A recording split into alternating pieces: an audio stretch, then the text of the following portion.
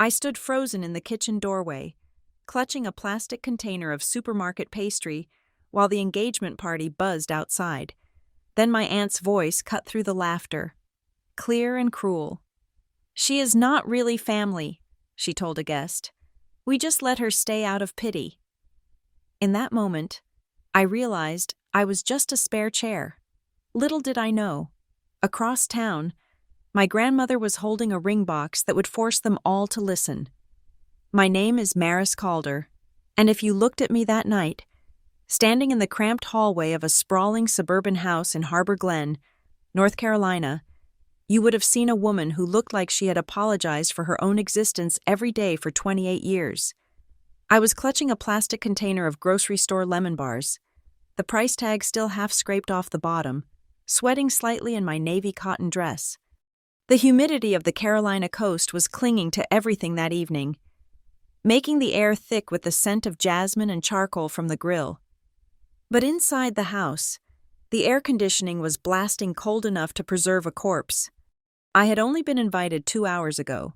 My aunt, Loretta, had sent a text that read more like a summons for a temporary worker than an invitation to a niece. "Family gathering tonight for Brielle. Need bodies. Be here by 7. So I was there. I was always there. This was the pre-engagement party for my cousin Brielle. The official engagement party would be later. A catered affair at a country club I would likely be asked to help set up, but not attend as a guest. Tonight was the intimate version, the family-only version. Through the sliding glass doors, I could see the backyard transformed into a Pinterest-perfect tableau. Strings of amber fairy lights crisscrossed above the manicured lawn, casting a warm, golden glow over the crowd. My younger cousins were running around with sparklers, writing their names in the air, safe and supervised. The laughter was loud, the kind of easy, unburdened sound that comes from people who have never had to wonder where they would sleep next month. I hesitated at the threshold of the kitchen, shifting the weight of the cheap dessert in my hands. The kitchen was the command center, gleaming with white marble countertops and stainless steel appliances that cost more than my first car. I could hear voices inside, low and conspiratorial, cutting through the ambient noise of the party. "I do not know why you even bothered inviting her, Loretta," a voice said. "It was Mrs. Higgins, a neighbor who spent more time in this house than I did." Then came the voice that had defined the architecture of my trauma for 2 decades. My Aunt Loretta. "Oh, hush now," Loretta said, her tone dismissive, accompanied by the sound of a wine cork popping. "I needed someone to keep an eye on the dessert table so the catering staff can focus on the champagne. Besides, where else is she going to go? It is not like she has a life of her own." "It is generous of you," Mrs. Higgins purred, "treating her like one of your own after all this time." There was a pause, a heavy, deliberate silence that I felt in the pit of my stomach before the words even landed. "She is not really family," Loretta said. Her voice was crisp, clear, and utterly devoid of warmth. "She is not family in the way that matters. She is just here because I pity her. We took her in because we had to, not because she belongs in the portrait." The words hit me physically, like a flat palm against the center of my chest. I stood frozen in the hallway, the condensation from the lemon bar container seeping into my fingertips. It was not that I had never suspected this. I had known it since I was 8 years old and assigned the attic room with the sloping ceiling where I could not stand up straight. I had known it every time Brielle got a new car and I got a bus schedule. But hearing it said aloud, so casually, while I stood 10 feet away holding a contribution to their celebration, was a different kind of violence. I looked around. 2 other relatives, an uncle by marriage and a second cousin, were standing near the refrigerator grabbing beers. They had heard it. They had to have heard it. Loretta's voice carried. She projected like a stage actor, but they just stared at their beverage labels, peeling the foil with intense fascination, choosing the comfort of silence over the inconvenience of defense. That was the night I realized the truth. I was not just an outsider. I was not just the poor relation. I was the spare chair. You know the one. The folding metal chair you drag up from the basement when more people show up than you expected. It does not match the dining set. It is uncomfortable. It scrapes the floor. You use it because you have to, and the moment the dinner is over, you fold it up and shove it back in the dark, relieved to have your aesthetic restored. I took a breath, my heart hammering against my ribs like a trapped bird. I considered turning around. I could walk out the front door, get into my beat-up sedan, and drive until the gaslight came on. But before my feet could obey the impulse, the kitchen door swung open. Cousin Sarah nearly bumped into me. "Oh, Maris, good. You are here," she said, not making eye contact, her eyes scanning the room over my shoulder. "Listen, can you run these napkins out to the patio? And then we need someone to drag the extra chairs from the garage to the lower deck. The Henderson family just arrived and we are short on seating." She did not ask how I was. She did not say hello. She did not offer me a drink. She handed me a stack of cocktail napkins and pointed toward the garage. To them, I was not a guest. I was staff that they did not have to pay. "Sure," I said. My voice sounded hollow, like it was coming from someone else. "I will get the chairs." I walked out onto the deck, the humidity wrapping around me. The visual contrast between me and the rest of the clan was sharp enough to cut glass. I was wearing a navy dress from a discount rack, sensible flats that had been resold twice, and no jewelry. And there, in the center of the lawn, was Brielle. She was glowing, literally and figuratively. She was wearing a white silk jumpsuit that probably cost $2,000, draped perfectly over her frame. On her wrist, a diamond tennis bracelet caught the fairy lights, fracturing the beams into tiny rainbows. She was laughing, her head thrown back, holding a crystal flute of champagne. She looked like she owned the world. And in a way, she did. Or at least, she owned this world. Behind her, hanging prominently on the exterior siding of the house, a strange place for art, but Loretta loved to show off, was a blown-up canvas print of the family portrait taken last summer. It was a beautiful shot on the dunes. Everyone was wearing matching linen outfits. Loretta, Dean, Brielle, and various cousins. I was not in it. I remembered that day. I had been behind the camera, holding the reflector because the photographer's assistant was running late. "Just step out of the frame, Maris," Loretta had said. "You are casting a shadow on Brielle." I walked past the photo, the ghost of my exclusion looming larger than life, and set the lemon bars down on the overflow table near the trash cans. "Attention, everyone! Attention!" Loretta's voice rang out over the chatter. She clinked a spoon against her glass, standing on the upper deck like a captain addressing her crew. The crowd hushed immediately. "We are so blessed to have you all here," she began, beaming.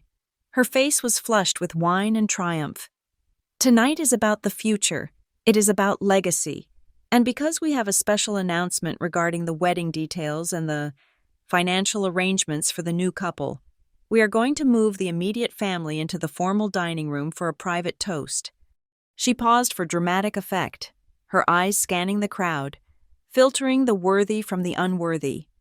"The rest of you, please enjoy the garden. The bar is open." Then, her eyes locked onto me. I was standing near the beverage cooler, trying to blend into the hydrangea bush. "Maris," she called out. It was not a question. "Make sure the kids do not go near the fire pit with those sparklers, will you? And keep an eye on the food items. We do not want the flies getting to the shrimp." The demarcation line was drawn in invisible ink, but it was as impenetrable as a steel wall. The real family, the ones with the blood, the money, and the future, were invited inside the air-conditioned sanctuary to discuss the legacy. I was assigned to guard the shrimp and babysit children who were not mine. I watched them file inside.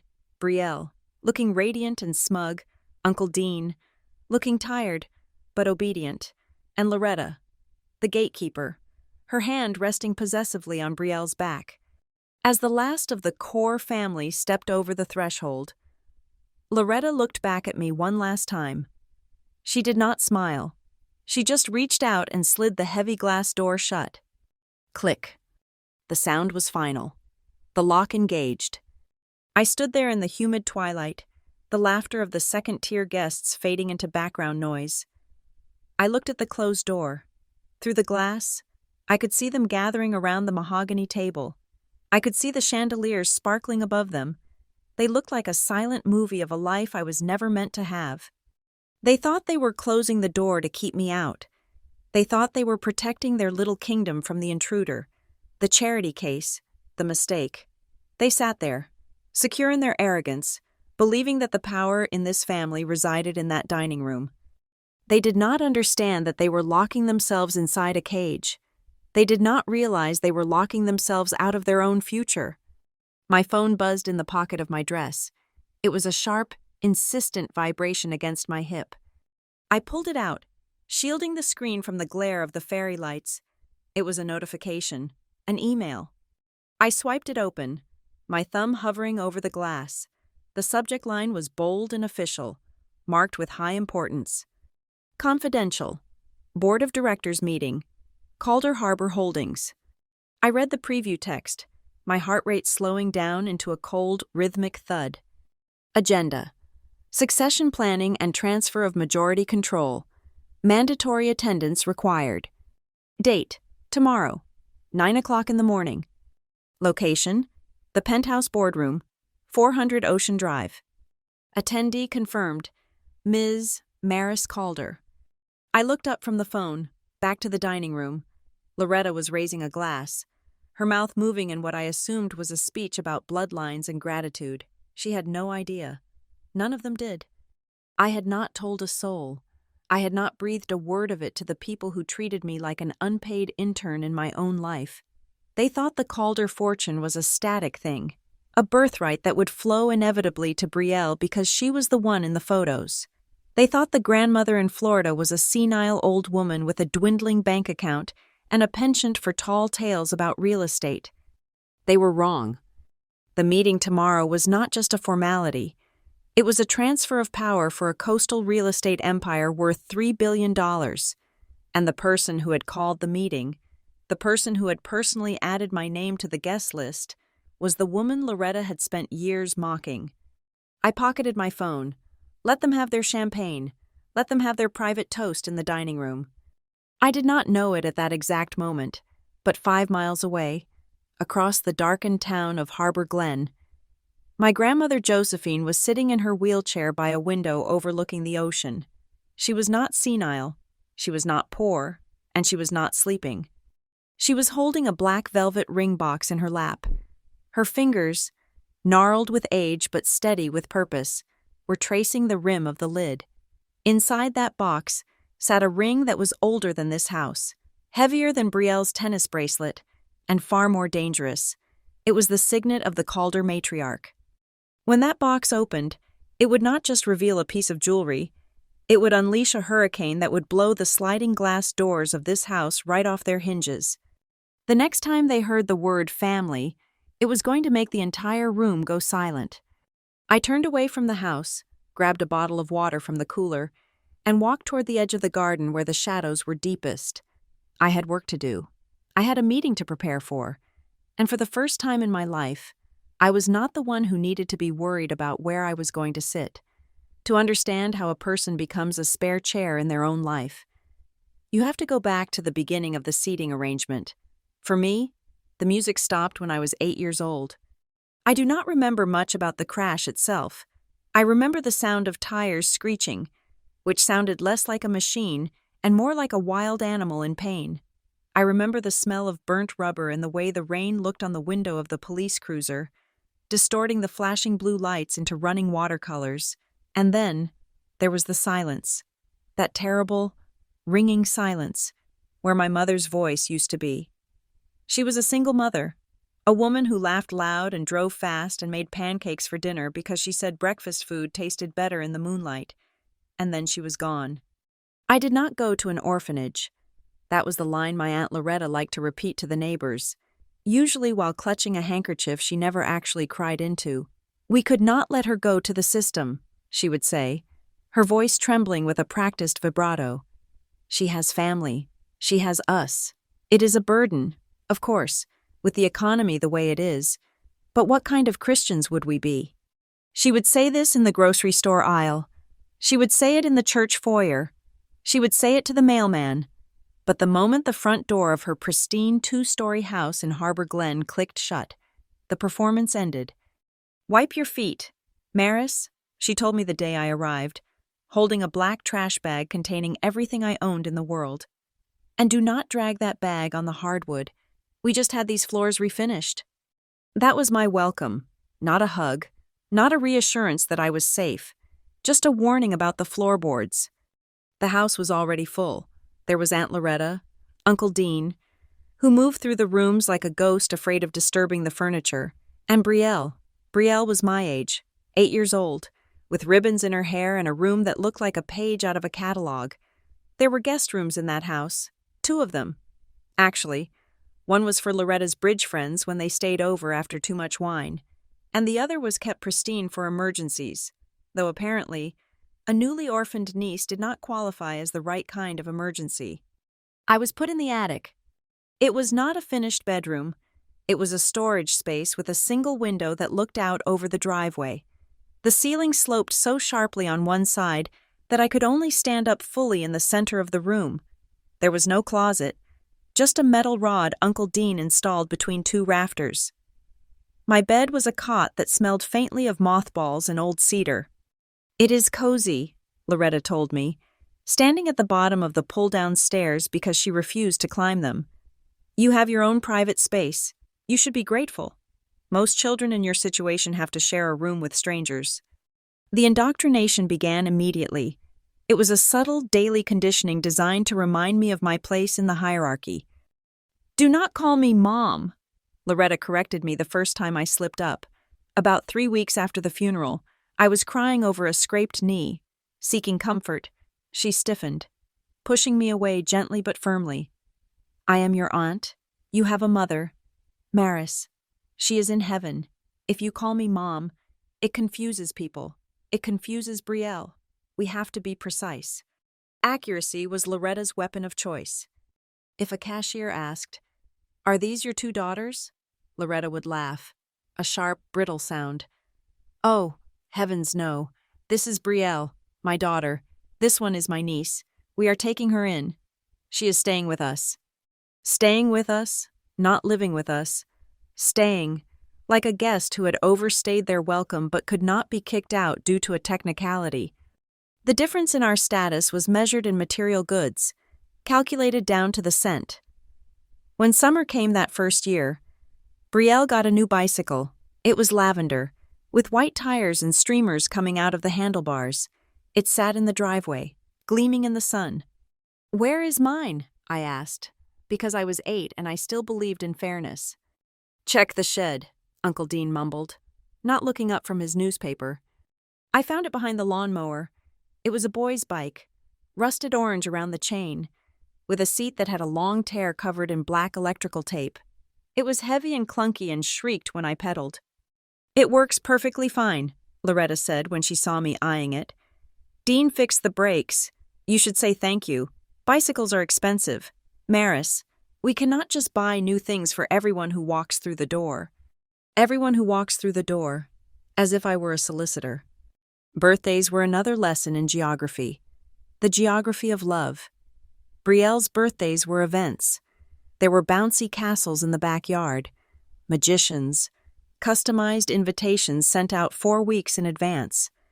My birthday, which fell in November, was handled with what Loretta called sensible efficiency. "We will do a cake after Sunday service," she would say. "No need for a big fuss. We are already dressed up, and the family is already together." So I would get a sheet cake from the supermarket bakery, usually one that was on sale, eaten in the kitchen while Loretta was still wearing her church hat. I would blow out the candles, and Loretta would cut the slices thin. "We have a big dinner tonight," she would remind everyone. "Do not spoil your appetite on Maris's cake." School was where the paperwork solidified my identity. I remember standing at the reception desk of Harbor Glen Elementary, clutching my registration forms. Loretta was filling them out with a fountain pen. When she got to the line for guardian, she signed her name with a flourish, but then, right next to it, in tight, cursive script, she wrote, Aunt, temporary guardian, not biological parent. I saw her write it. She saw me see her write it. We have to be clear for the records. Maris, she whispered, capping her pen. In case there are medical issues, they need to know we are just helping out. She made sure the teachers knew it too. During parent-teacher conferences, she would sit with her hands folded on her purse. We are so proud of Brielle, she would tell the teacher. She is really blooming. Then, when the subject turned to me, well, considering what Maris has been through, we are just happy she is passing. She is a helpful girl. She does her chores. We cannot expect her to be academic like Brielle. She has a different background. She spoke about my background as if it were a genetic defect, something that lowered the ceiling of my potential to match the slope of my attic room. Thanksgiving was the annual summit of my humiliation. The extended family would descend upon the house, filling the dining room with noise and the smell of roasted turkey. I was 10, maybe 11, when the pattern became clear to me. I was in the kitchen, drying dishes because the dishwasher was overloaded, and Loretta did not trust anyone else to handle the good china. A great aunt, a woman with powdered cheeks and a cloud of perfume, came in to refill her wine. You are such a good girl, helping your aunt, she cooed, pinching my cheek hard enough to leave a mark. She turned to Loretta, who was carving the turkey. You and Dean are saints. Loretta, absolute saints. Taking on a child at your age? I do not know how you do it. Oh, well, Loretta sighed, the suffering servant. We do what we can. It is family, even if she is a handful. Then the great aunt turned back to me, her eyes watery with sentiment and Chardonnay. You must be so grateful. Maris, do you know where you would be without your Aunt Loretta? You would be in a state home. You make sure you say thank you every single day. Thank you, Aunt Loretta, I said. I had learned by then that silence was interpreted as rebellion. She is a good worker, Loretta said, handing me a heavy platter of sweet potatoes. Run this out to the table, Maris, and bring the extra folding chair from the closet. There is not enough room at the main table for you this year, so we are going to set you up a spot at the kids' table in the den. I was 11. The kids in the den were toddlers. I sat on a folding chair, eating turkey off a paper plate because Loretta did not want me to break the china. Listening to the laughter from the dining room where the real family sat, that was when I started to hate the word grateful. It felt like a debt I was paying off in installments of my soul, a debt that gained interest every day I slept under their roof. I found my escape in geometry. It started as a way to disassociate when the house got too loud or when Loretta's voice got too sharp. I would retreat to the attic. I did not have toys. Loretta said I was too old for dolls and too clumsy for electronics. But I had a stack of graph paper I had nicked from Uncle Dean's office supply drawer. I started drawing houses. Not the stick figure houses kids draw with a triangle roof and a square body. I drew floor plans. I drew top-down views of rooms where the flow made sense. I redesigned Loretta's kitchen so the stove was not next to the refrigerator. I added a hallway to the second floor so the bedrooms had more privacy. But mostly, I drew rooms for myself. I drew bedrooms with high ceilings and walk-in closets. I drew libraries with window seats. I drew a house where there was no attic, just open, light-filled spaces, and in every room, on the little rectangles that represented doors, I wrote Maris, not on a piece of masking tape, not on a temporary tag. I imagined it carved into the wood. My fifth-grade teacher, Mr. Henderson, was the first person to see me. Not look at me, but see me. One rainy Tuesday during recess, we were stuck inside. The classroom was chaotic, kids screaming and throwing erasers.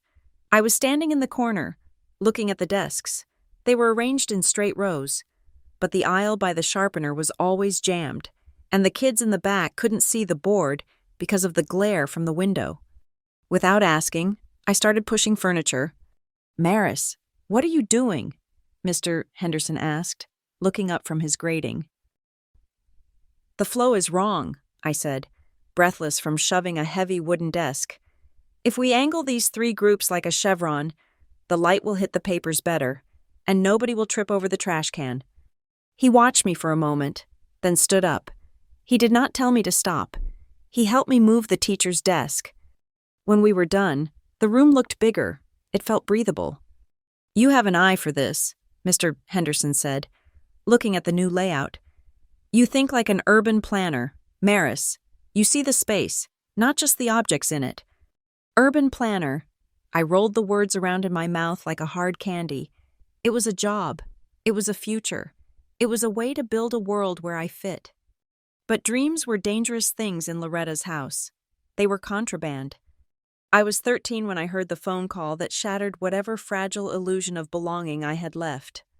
It was late, past 11 o'clock at night. I had come down from the attic to get a glass of water. The house was dark, but light spilled from under the door of the master bedroom. Loretta's voice was raised, not in anger, but in that strident, complaining tone she used when she wanted Uncle Dean to agree with her. I stood in the hallway, the cold floor seeping into my bare feet. "I am telling you, Dean, we cannot keep paying for everything forever," Loretta was saying. "The braces were $3,000. Now she needs school clothes. It adds up." "She is family," Dean mumbled.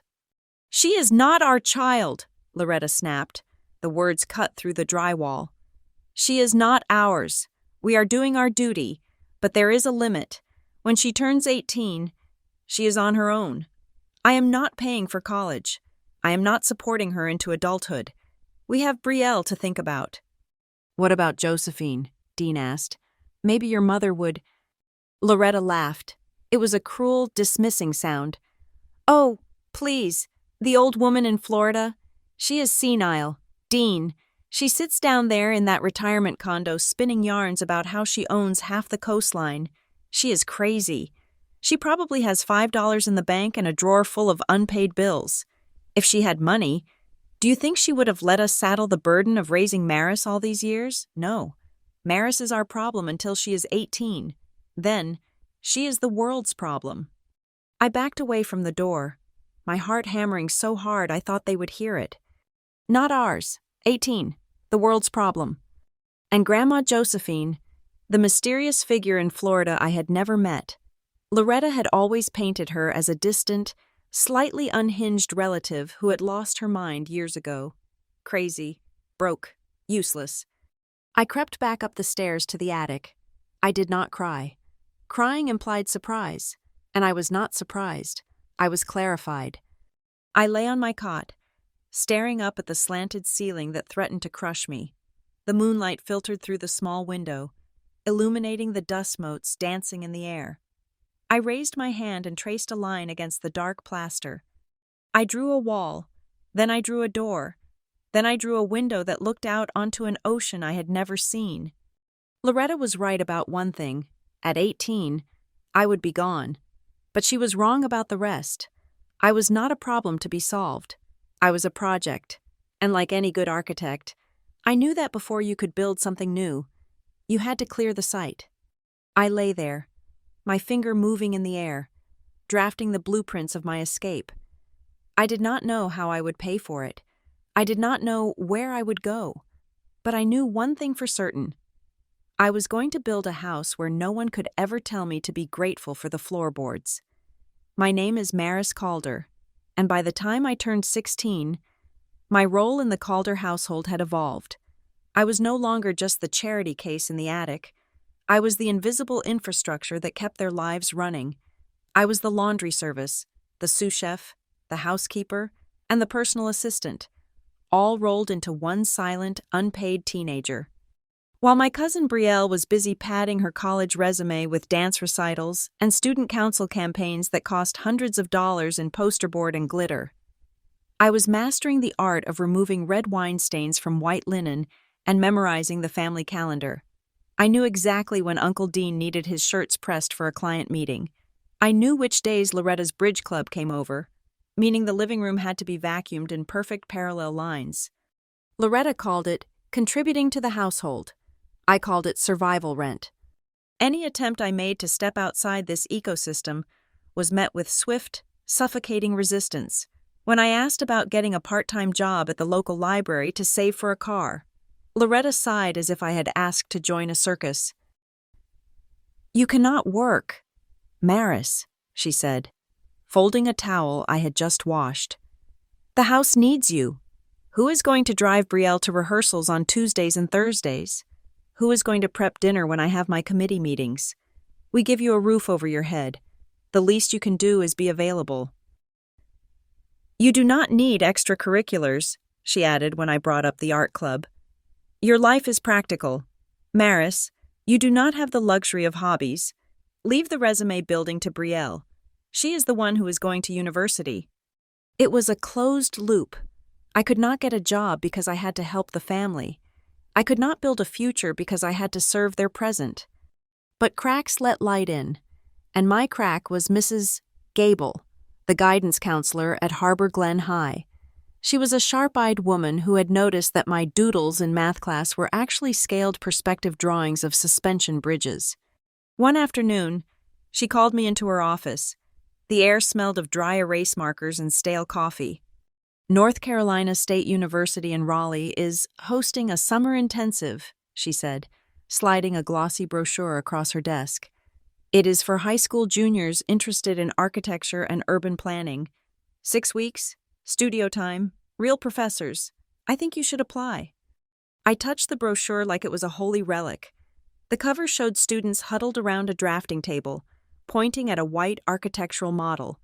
It looked like a world where people built things instead of just cleaning them. "It costs $2,000, I said, reading the fine print. "I do not have 2,000 cents. "Apply anyway," Mrs. Gable said, her eyes hard and serious. "Just apply." I took the brochure home. I hid it under my shirt like contraband. That night at dinner, the air was thick with the smell of roast chicken and the unspoken tension that always hovered over the table. Brielle was talking about her prom dress budget, debating between a peach chiffon and a blue silk. "The blue one is $300, Brielle whined, "but it makes my eyes pop." "We will make it work, sweetheart," Loretta said, smiling at her. "You only have one junior prom." I waited for a lull. My hands were shaking beneath the table. I pulled the brochure out of my lap and placed it next to the salt shaker. "Mrs. Gable thinks I should apply to this," I said. My voice was small, barely clearing the centerpiece. "It is a design program in Raleigh. For the summer." Loretta picked up the brochure. She held it by the corner, as if it might infect her. She scanned it for exactly 3 seconds before dropping it back onto the tablecloth. "Architecture," she said, the word flat in her mouth. "Maris, be realistic. These programs are for children whose parents have money to burn on fantasies. $2,000?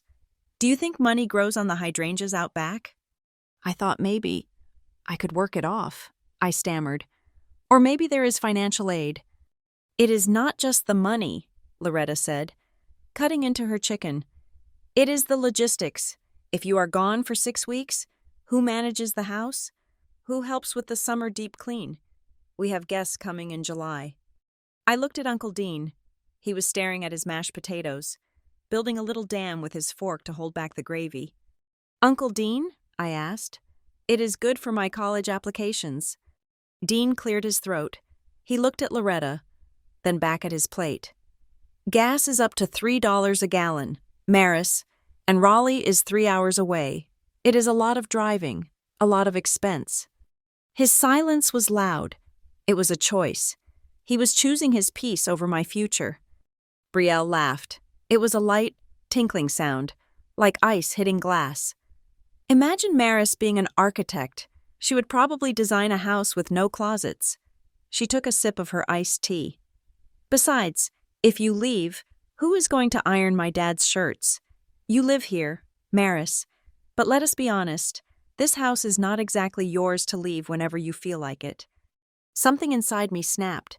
It was a small, quiet snap, like a dry twig breaking in a winter forest. "I do as much work as anyone in this family," I said. I had never spoken back at the table before. "I am part of this family too." Loretta slammed her fork down. The clatter silenced the room. Her face went splotchy red. "Do not you dare!" she hissed. "Do not you dare sit there and equate yourself to us.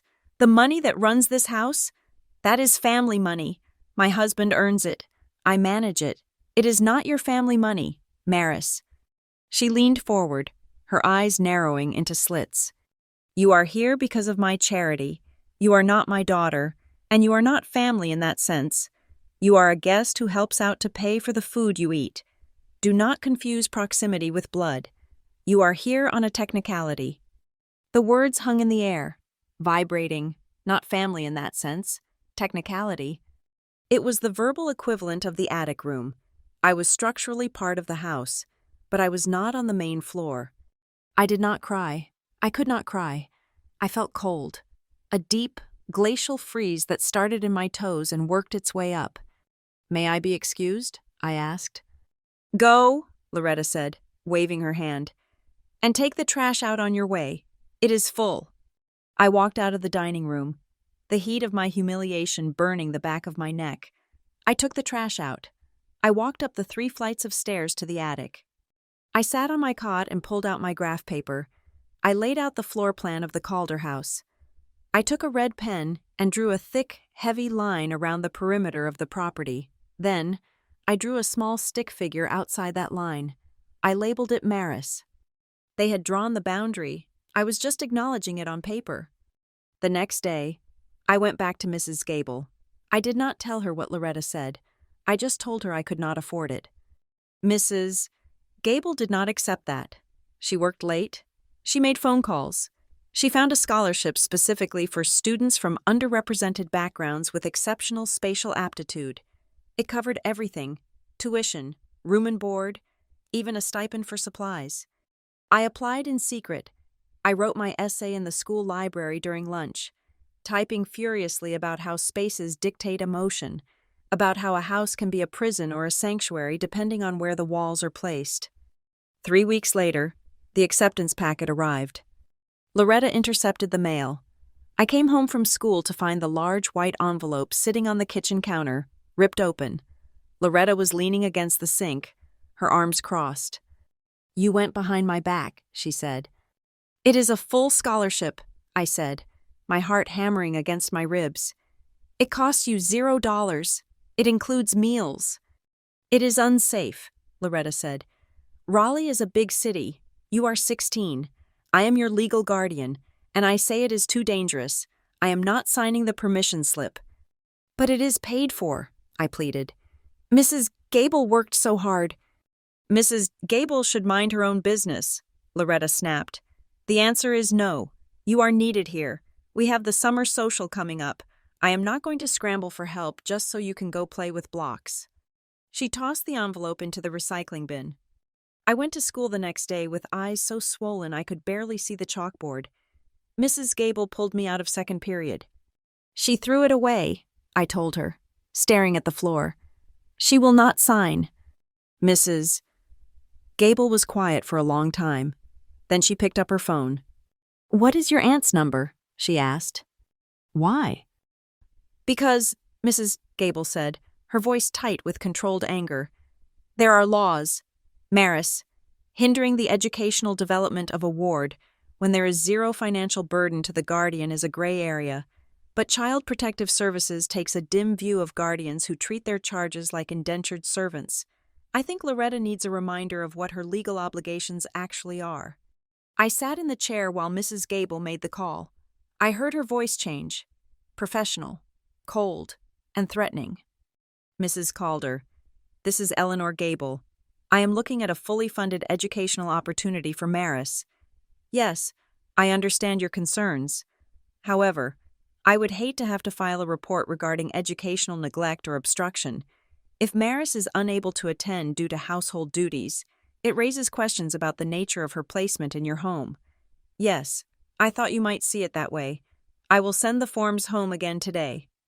When I got home that afternoon, the permission slip was on the table. It was signed. The signature was jagged, as if the pen had been pressed down with immense force. Loretta was in her bedroom with the door shut. The day I left for Raleigh, the atmosphere in the house was arctic. I packed my clothes in the same black duffel bag I had arrived with 8 years earlier. I did not have much: a few pairs of jeans, the graph paper, my pencils. There was no farewell breakfast. Uncle Dean had already gone to work. Brielle was lounging on the sofa, flipping through a magazine. "Have fun with the nerds," she called out as I dragged my bag to the door. "Make sure you do not get lost. Or actually, maybe you should. It would be quieter around here." "Goodbye, Brielle," I said. Loretta appeared at the top of the stairs. She did not come down. She looked at me with an expression that was half annoyance, half indifference. "You have your bus ticket?" she asked. "Yes." "Do not expect us to come get you if you wash out," she said. "You wanted to go, so you are on your own. The house will still be standing when you get back, though goodness knows the floors will be a mess without you." "I will figure it out," I said. "You will have to," Loretta replied. "Eventually, you age out of the system.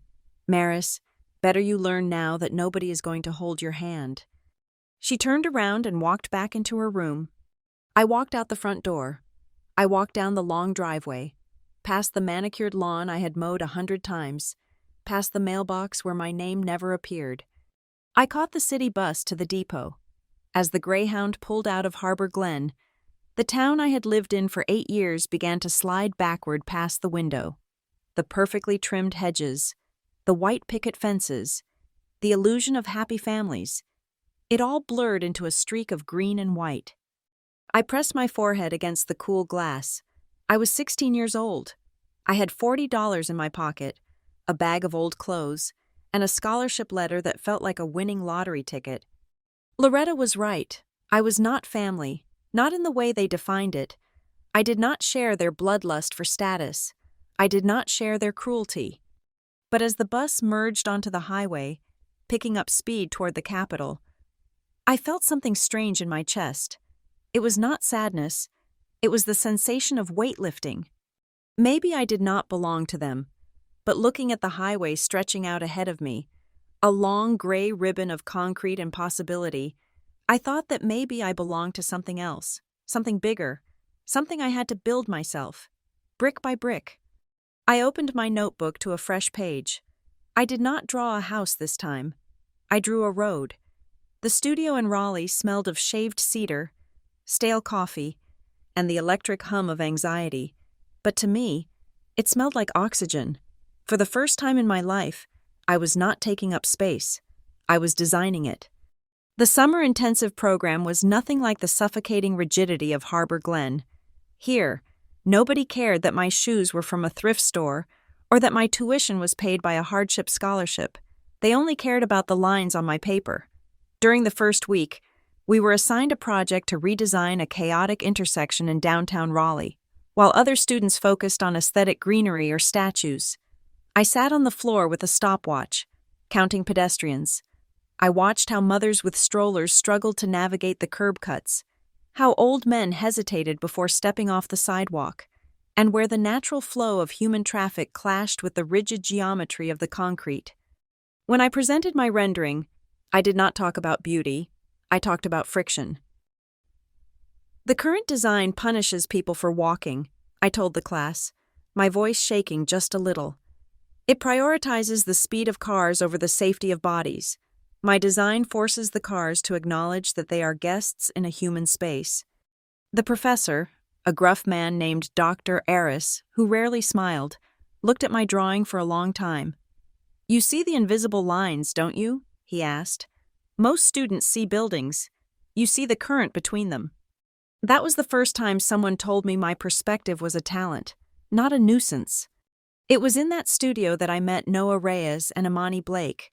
They were the first two people who looked at me and saw a peer, not a project. Noah was a transportation engineering student with ink-stained fingers and a passionate hatred for inefficient traffic lights. He could talk for 40 minutes about the tragedy of a poorly timed left-turn signal. Imani was different.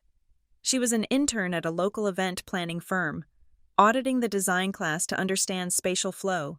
She was vibrant, loud, and unapologetic, everything I had been trained not to be. We became an inseparable trio of insomniacs. We spent our nights in the dorm common room, eating instant noodles that cost 30 cents a pack, huddled around a whiteboard that became our shared brain. "No, look," Noah would say, aggressively squeaking a blue marker across the board. "If you put the entrance here, you create a bottleneck. It is simple fluid dynamics. Maris, it is not just fluids, it is people." I would argue, grabbing the marker. "People do not flow like water. Noah, they cluster, they pause. If you do not give them a space to pause, they will clog the artery. You need an eddy, a quiet zone." "Like a breathing room," Imani added, sketching a small pocket park in the corner. "Somewhere to fix your lipstick or tie your shoe without getting trampled." We designed entire dream cities on those whiteboards. We talked about hostile architecture, those benches with metal spikes designed to keep homeless people from sleeping, or the high walls meant to separate neighborhoods. I realized then that architecture was not neutral. It was political. It was a language. And for years, the language of my aunt's house had been telling me, "You do not belong here." I told them a little bit about home, not everything. I did not tell them about the spare chair comments or the way Loretta introduced me as a niece-in-law, but I told them I felt like a tenant in my own life. "That is why you are so good at this," Imani said one night, her legs draped over the arm of a sofa. "You know what it feels like to be designed out of a space, so you design everyone in." By the time the 6 weeks were up, I knew I could not go back to Harbor Glen. The thought of returning to that attic, to the silence, to the feeling of being a ghost in the hallway, made my chest tight. Dr. Aris saved me. He introduced me to the founder of a small startup called Gridloom Studio. They did unglamorous work, traffic surveys, parking lot reconfigurations, small community layouts, but they needed grunt work done cheap. "It is $10 an hour," the founder told me, "and it is mostly data entry and site visits, but if you are willing to work, we can use you." I took it.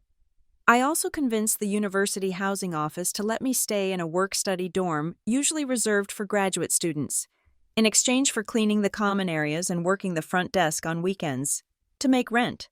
I picked up shifts at a coffee shop downtown and helped Imani's mentor set up chairs for corporate events on Friday nights. I was working 80 hours a week. I was exhausted. My feet throbbed constantly, and my diet consisted of whatever bagels were being thrown out at the end of my shift. But for the first time, every dollar in my pocket was mine. Every hour I stayed awake was an hour I chose to spend. Loretta called occasionally. Her calls were never to ask how I was. They were strategic guilt trips. "The water heater broke," she would say, her voice tinny through the receiver. "Cost us $600.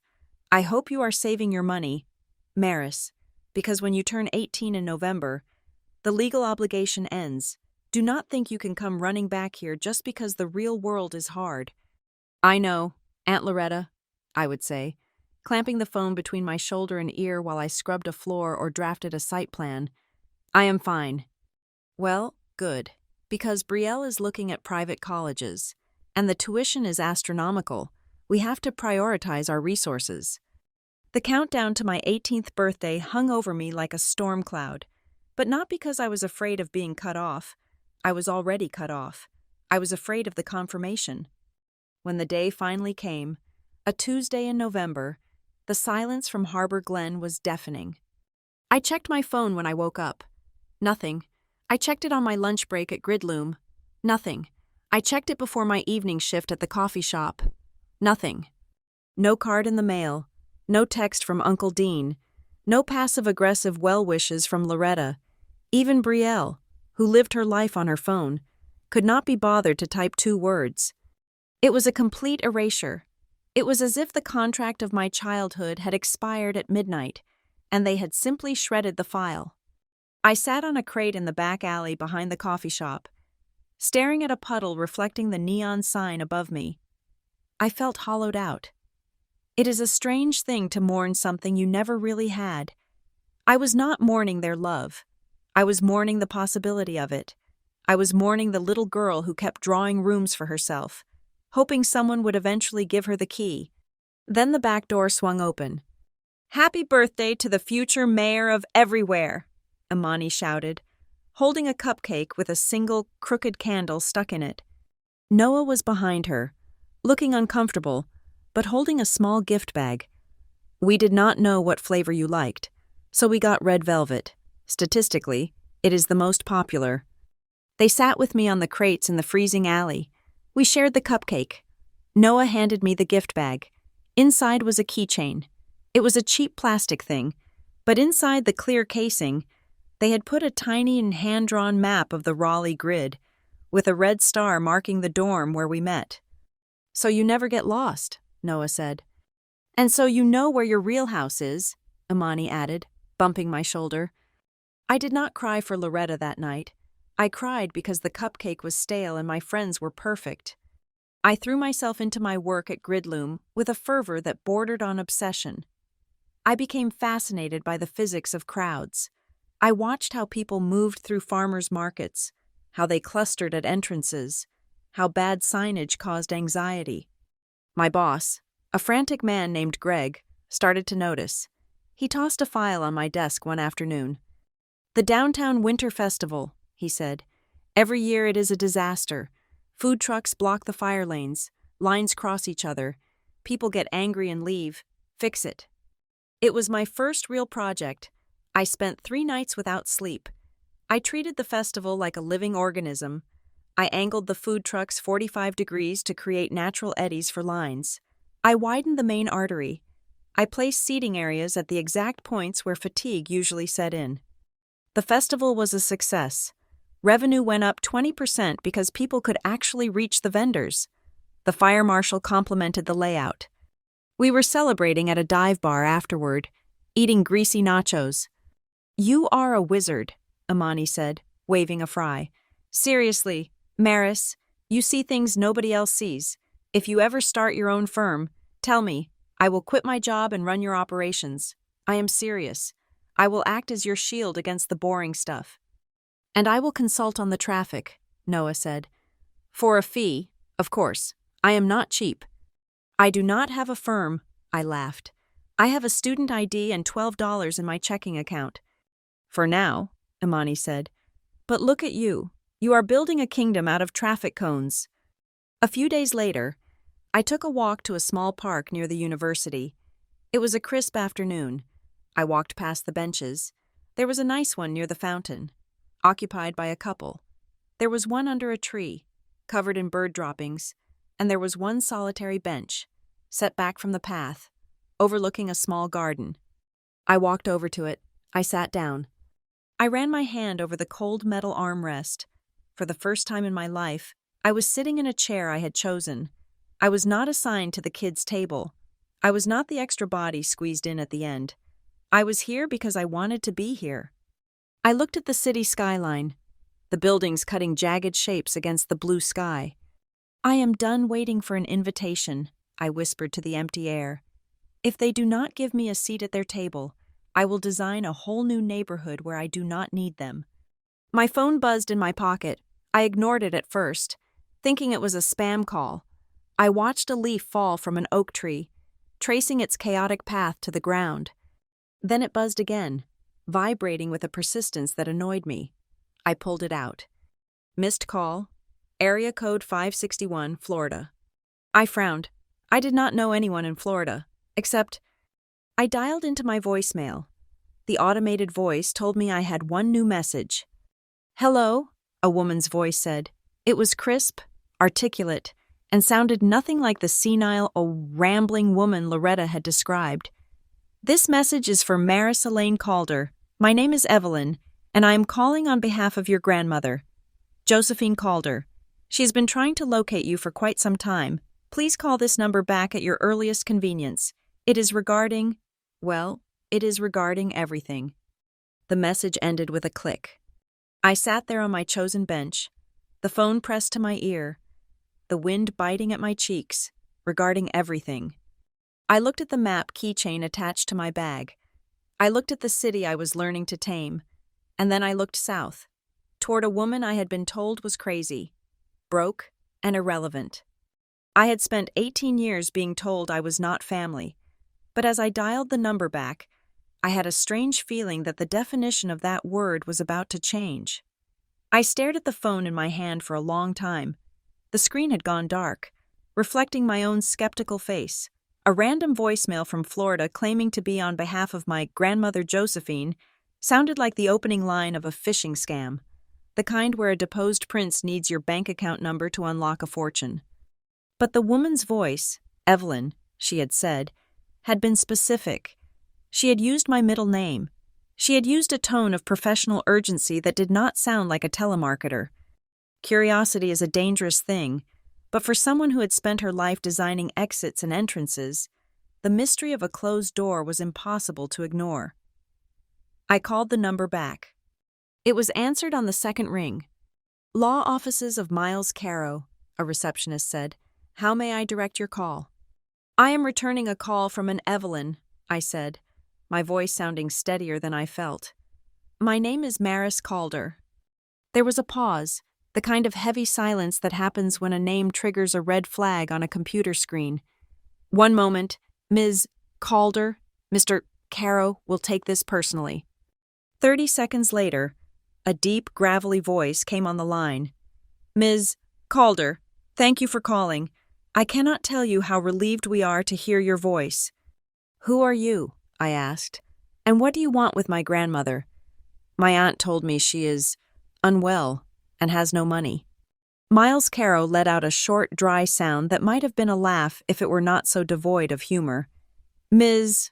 Calder, your grandmother, Josephine Calder, is the majority shareholder and chairwoman of Calder Harbor Holdings. She owns 40% of the commercial coastline between here and Jacksonville. She is not unwell, she is certainly not poor, and she has been looking for you since you were 8 years old." I sat down hard on the park bench, the metal slats dug into my thighs.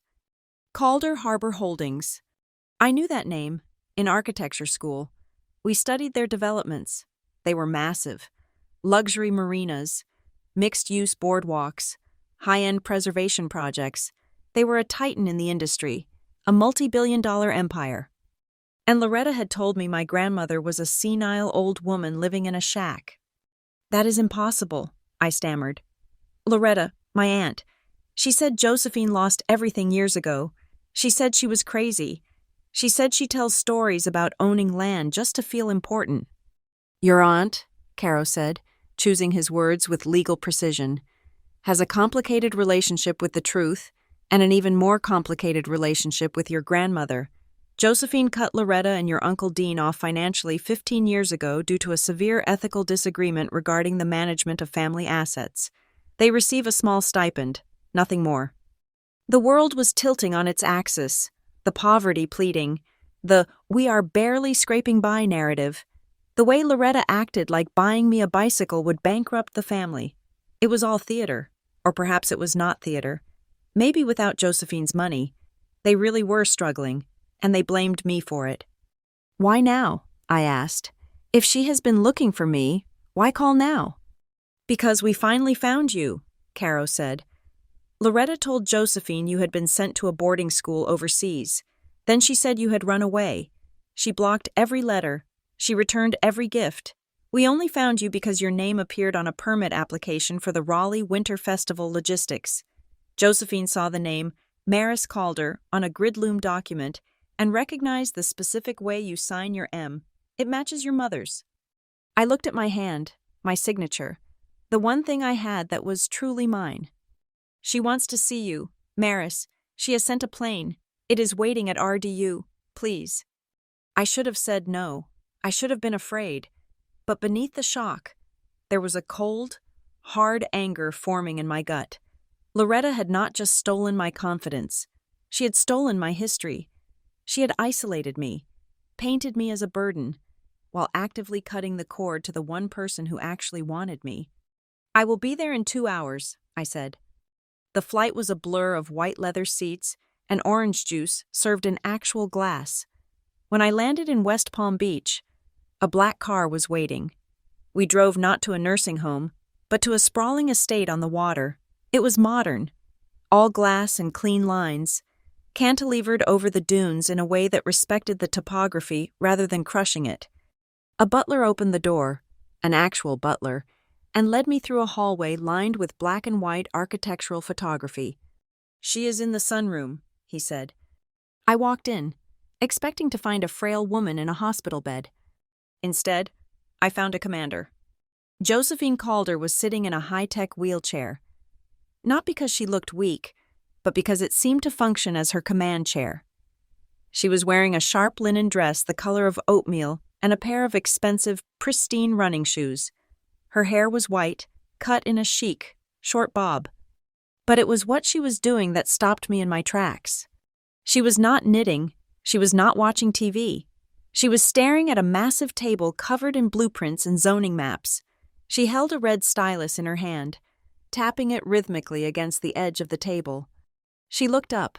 Her eyes were the same shade of gray as mine. They were sharp, assessing, and terrifyingly intelligent. "You are late," she said. Her voice was strong, raspy from age but clear. "Traffic on I-40, I replied instinctively. "The merge lane is poorly designed. It creates a bottleneck at the off-ramp." Josephine's lips twitched. A spark of interest lit up her face. She tapped the table. "Come here," she commanded. She did not offer a hug. She did not burst into tears. She pointed at the map. "Look at this. This is the proposed marina expansion in Charleston. The developers want to put the parking structure here, behind the retail block. I told them it kills the pedestrian flow from the boardwalk. What do you think?" I walked over, my heart pounding. I looked at the blue lines. I saw the problem immediately. "If you put the parking there," I said, tracing the line with my finger, "you force people to cross the main delivery route to get to the shops. It is dangerous, and nobody wants to look at a delivery truck while they are eating seafood. Move the parking to the north lot, build a sky bridge, and turn this alley into a greenway. You increase foot traffic by 30%. Josephine looked at the map. Then she looked at me. For the first time, the hardness in her face softened. Just a fraction. "Loretta said you were slow," she said quietly. "She said you had no aptitude for complex thought. She said you were difficult, ungrateful, and barely passed your classes." "Loretta lied," I said. "I know," Josephine said. She pressed a button on her chair, and it whirred, turning her fully toward me. But I did not know how much she lied until today. She gestured to a side table. On it sat a wooden box. "Open it." I reached out and lifted the lid. Inside was a stack of envelopes, yellowed with age, dozens of them. Some were thick, like they contained birthday cards. Some were thin letters. All of them were addressed to Maris Calder, C.O. Loretta Calder. And across every single one of them, in Loretta's handwriting, was a single red stamp. Return to sender, addressee unknown, or sometimes moved. No forwarding address. "I wrote to you every month," Josephine said, her voice tight. "After your mother died, I tried to get custody. Loretta fought me. She had the local courts on her side, and I was grieving, and I was recovering from a stroke. I was not strong enough to fight her then. She told me she would take care of you. She told me you were happy. She told me you did not want to talk to me because I reminded you of your mother." I picked up a letter from the stack. The postmark was from 10 years ago. "She told me you were broke," I whispered. "She told me you were crazy. She used to laugh about you." "Of course she did," Josephine said bitterly. "Because she knew that if you knew the truth, if you knew that you were the granddaughter of a billionaire, you would have asked questions, and Loretta was terrified of questions." Josephine reached into a drawer in the table and pulled out a legal document. It was stamped draft. "This," she said, sliding it toward me, "is why I cut them off, 5 years ago. Loretta and Dean flew down here. They brought a lawyer. They tried to convince me to restructure the family trust. They wanted me to sign a document stating that due to your mental instability and lack of familial bond, you should be removed from the inheritance entirely, and your share should be transferred to Brielle." The room went cold. I felt like I couldn't breathe. It was one thing to be treated like a servant. It was another to be systematically erased.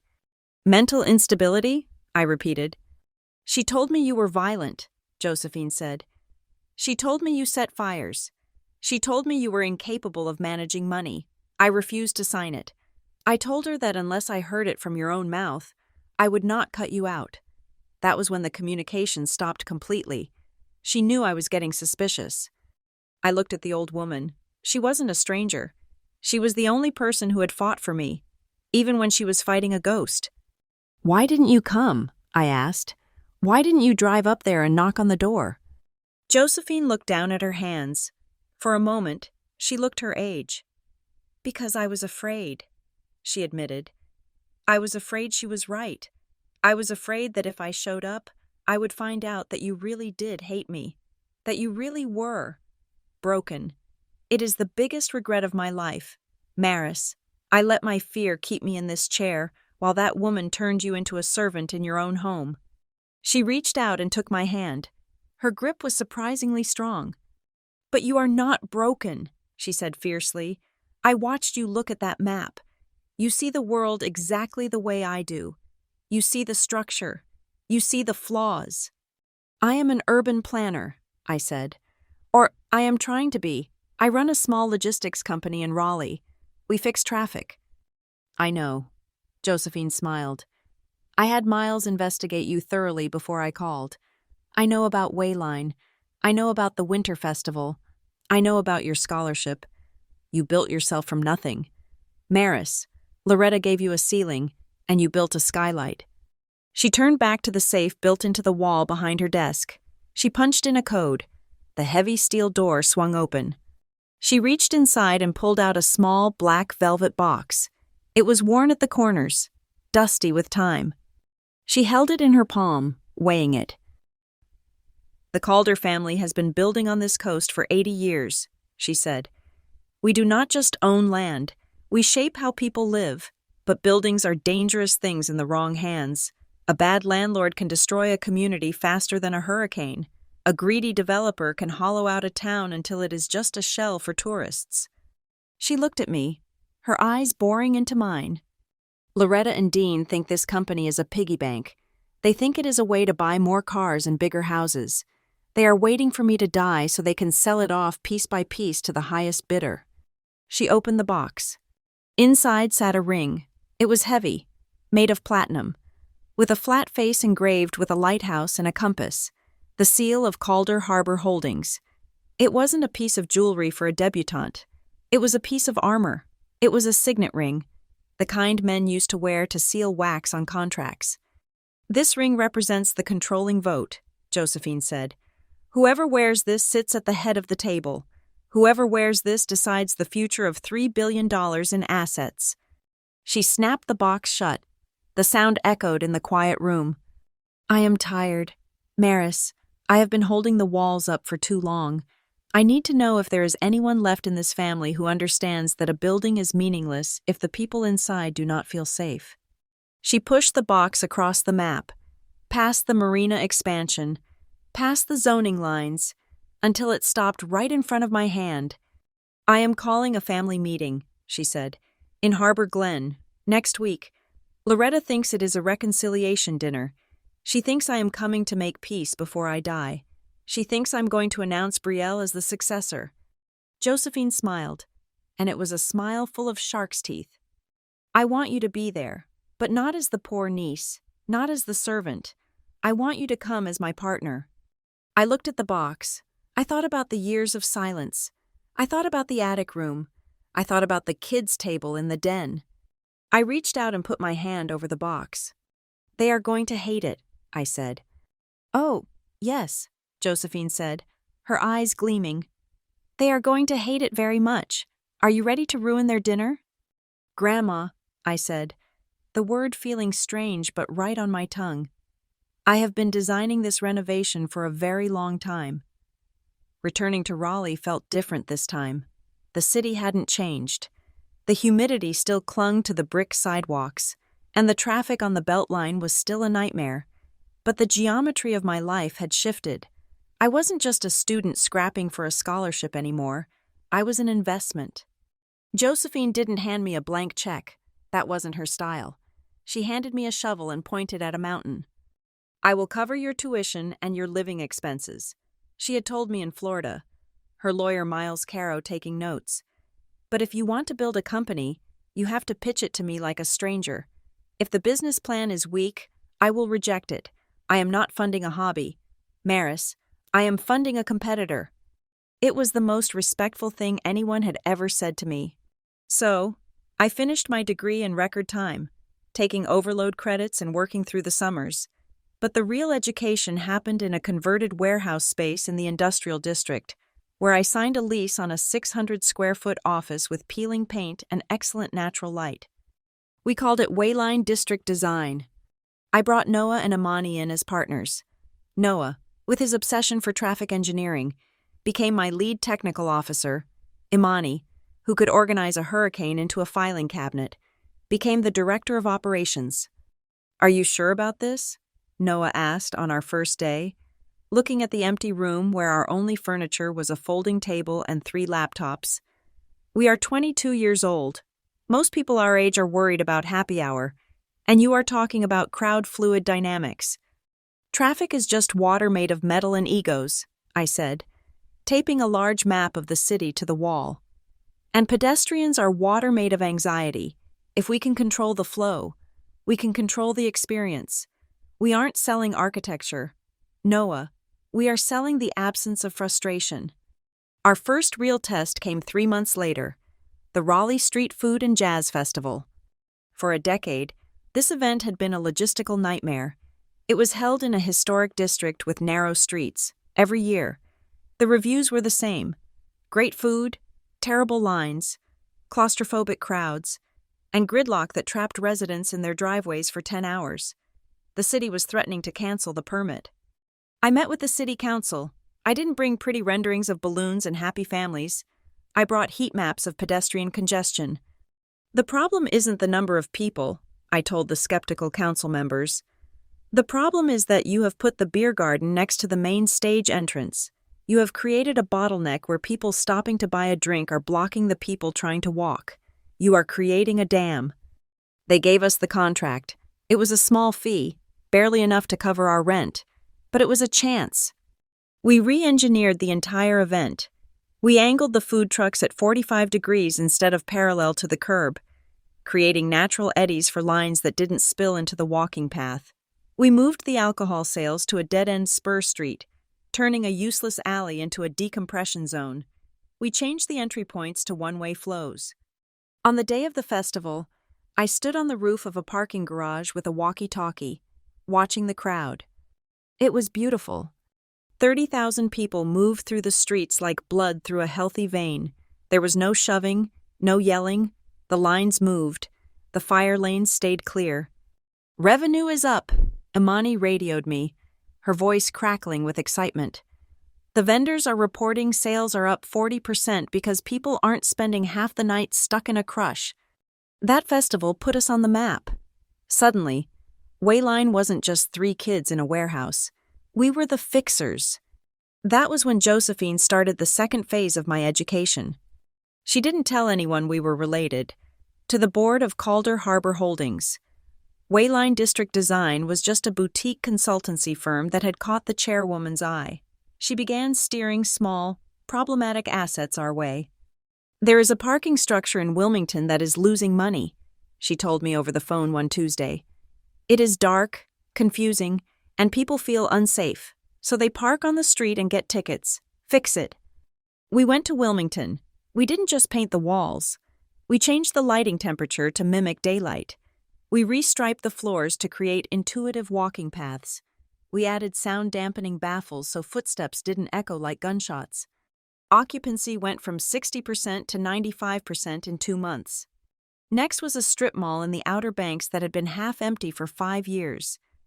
I realized the problem wasn't the shops. It was the parking lot orientation.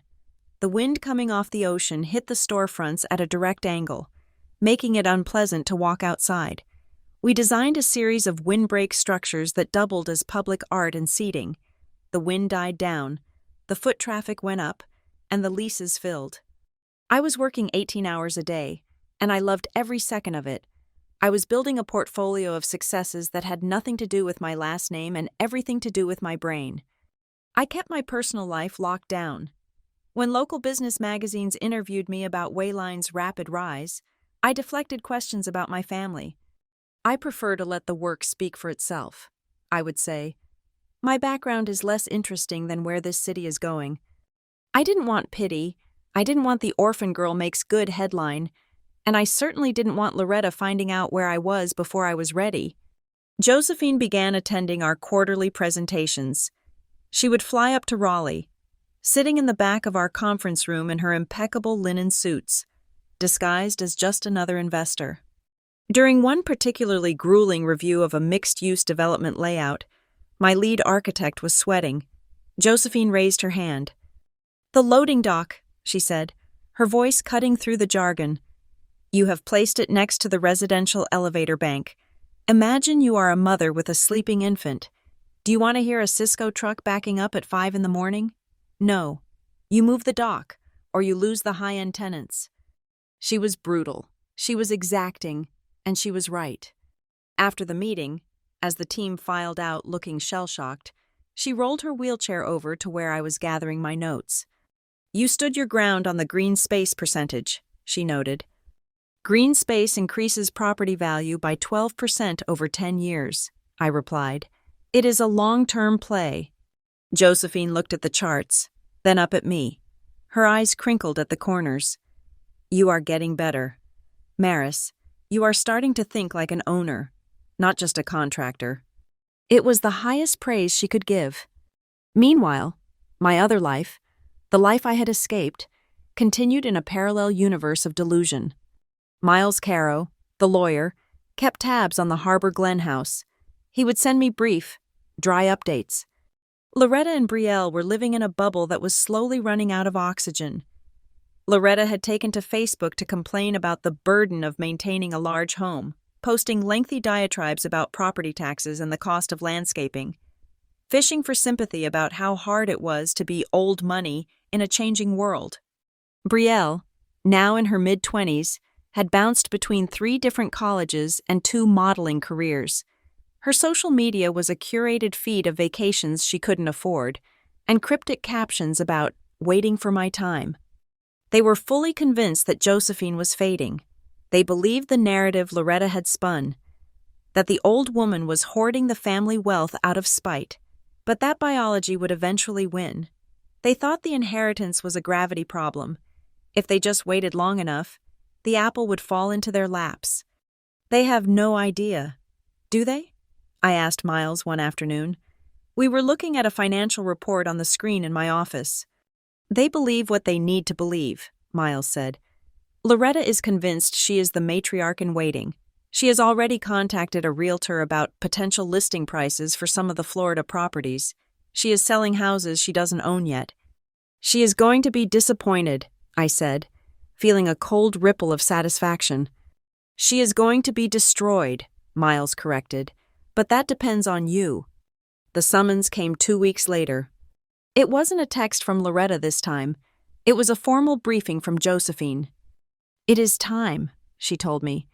We were in her private study in Florida, the ocean churning gray outside the window. "My health is stable, but I cannot run this company from a wheelchair forever, and the board is getting restless. They want a succession plan." "I thought we had more time," I said. "Wayline is just hitting its stride. I have 3 contracts pending." "This isn't about Wayline anymore," Josephine said. "I am calling a gathering at the house in Harbor Glen. I have told Loretta it is a family reunion to celebrate my 85th birthday. I have let her believe that I'm coming to make things right." I felt a physical recoil. The house. Just the thought of that driveway, that kitchen, the smell of that specific air freshener Loretta used, it made me feel small again. It made me feel like the girl in the attic. "Do I have to go there?" I asked. "Can't we do this in a boardroom? Can't we do this here?" "No," Josephine said firmly. "The crime happened in that house, Maris. The justice needs to happen there too. Loretta needs to see you standing in that hallway, not as the girl holding the tray of lemon bars, but as the woman who owns the mortgage." "I don't know if I can walk in there and pretend," I admitted. "I don't want to play her game." "You are not playing her game," Josephine said. "You are flipping the board." She opened the drawer of her desk. She didn't take the ring box out this time, but she rested her hand on the handle. "Loretta thinks I am coming to surrender. She thinks she has won the war of attrition. She has invited half the town. She wants an audience for her victory lap." Josephine leaned forward. The steel in her spine was visible. "I am not asking you to go back as Maris, the poor orphan niece. I am asking you to go back as the CEO of Wayline District Design. I am asking you to walk into that house and analyze it like you would analyze a failing shopping mall. Look at the cracks, look at the structural weaknesses, and realize that you are the one holding the demolition permit."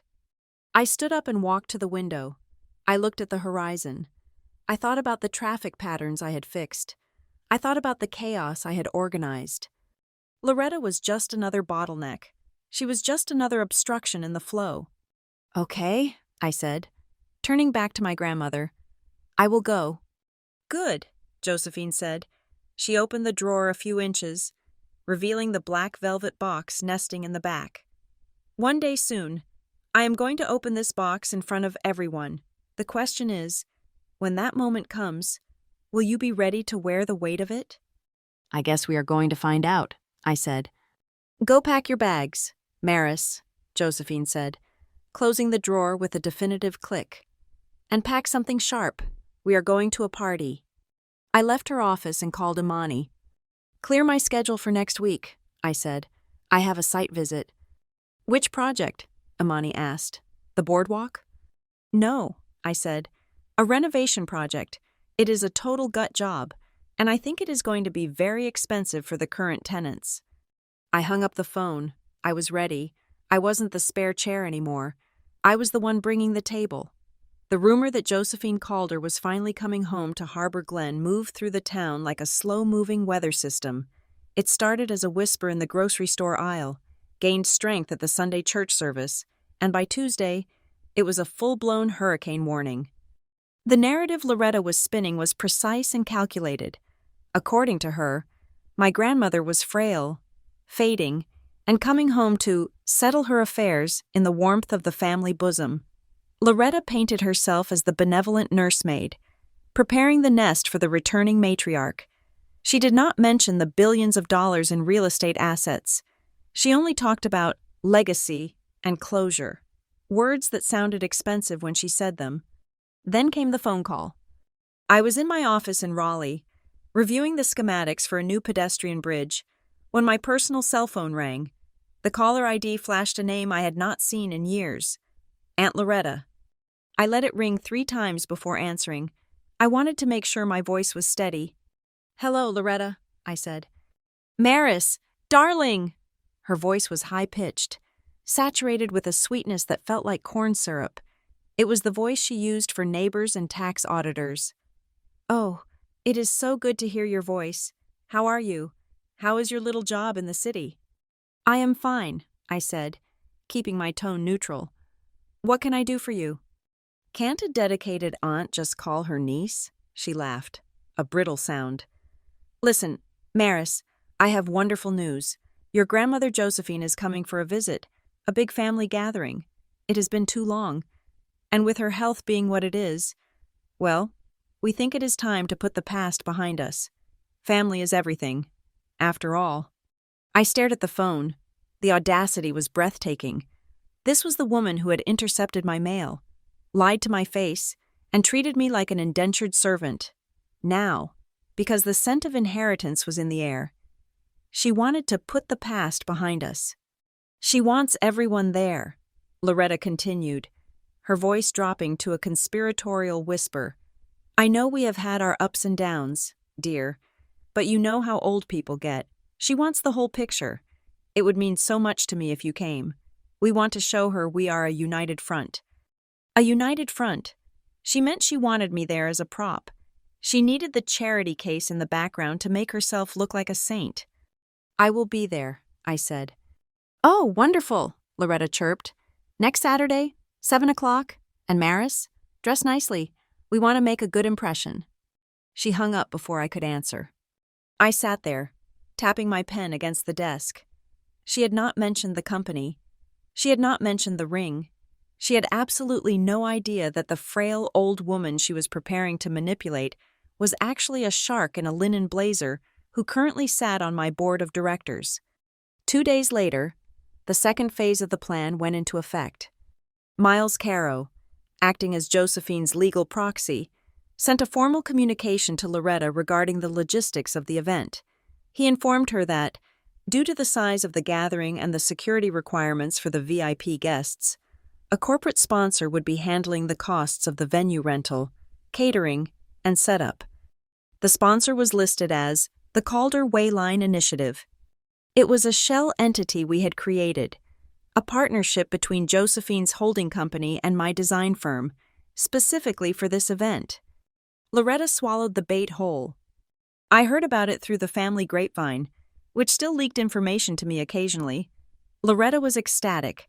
She was telling anyone who would listen that she had secured a major corporate sponsorship for the party because of her extensive connections in the business community. It is a tax write-off for them, of course, she told Mrs. Higgins at the beauty parlor. But they approached me personally. They know the Calder name carries weight. The Calder Wayline Initiative. It sounds prestigious, doesn't it? I believe it is a subsidiary of one of Josephine's old investment partners. They want to impress me. She had no idea Wayline was my company. To her, I was just Maris, the girl who played with graph paper and worked some little job in Raleigh. The idea that I could be the Wayline in the title never even crossed her mind. It was outside the realm of her reality. The family group chat, from which I had never been removed but in which I rarely participated, lit up with activity. Cousin Sarah. Heard the catering is coming from Charleston. Fancy. Uncle Dean. Do I need to rent a tuxedo? Loretta says black tie optional. Brielle. I am wearing the emerald gown. Mom says it matches the drapes in the dining room. Then, Loretta posted the seating chart. It was a PDF file, color-coded. I opened it on my oversized monitor, zooming in.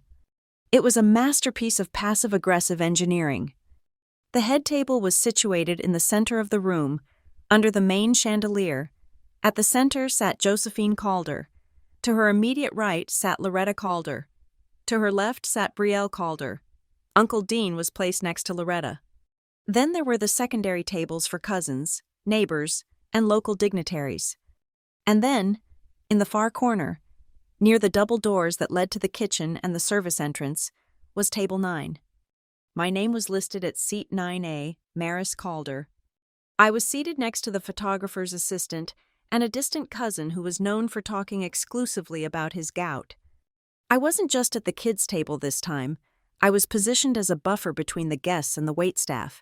It was a strategic location, close enough to be summoned if something spilled, but far enough away to be excluded from the photographs taken at the main table. I saved the PDF. I didn't feel hurt. I felt like a general looking at an enemy's formation map. She is consistent, I whispered to myself. Back in Harbor Glen, the grooming of the heir was in full swing. According to Miles's sources, Loretta was coaching Brielle like a pageant mom before nationals. This is it, Brielle, Loretta told her daughter as they sorted through jewelry in the master bedroom. Grandma is 85. She cannot live forever, and she certainly cannot run a billion-dollar company from a nursing home. She is coming here to hand over the keys. Are you sure? Brielle asked, holding up a diamond necklace. I mean, she has never really liked us, Mom. She stopped sending checks years ago. That was a test, Loretta insisted, her eyes gleaming with delusion. She wanted to see if we could stand on our own 2 feet, and look at us. We maintained the house. We kept the Calder name respected in this town. We are the survivors. Loretta grabbed Brielle's shoulders, looking her dead in the eye. Listen to me. When she opens her mouth to name a successor, it is going to be you. You are the only biological granddaughter. You are the one with the polish. You are the one who looks the part. What about Maris? Brielle asked. She is coming. Loretta waved her hand dismissively. Maris is complicated. She is here because it looks good for charity. Josephine might leave her a small cash sum, maybe enough to put a down payment on a condo, just to assuage her guilt about the girl's mother. But Maris isn't family. Not really. She is too rough, too damaged. You cannot put a girl like that on a magazine cover. The board would eat her alive.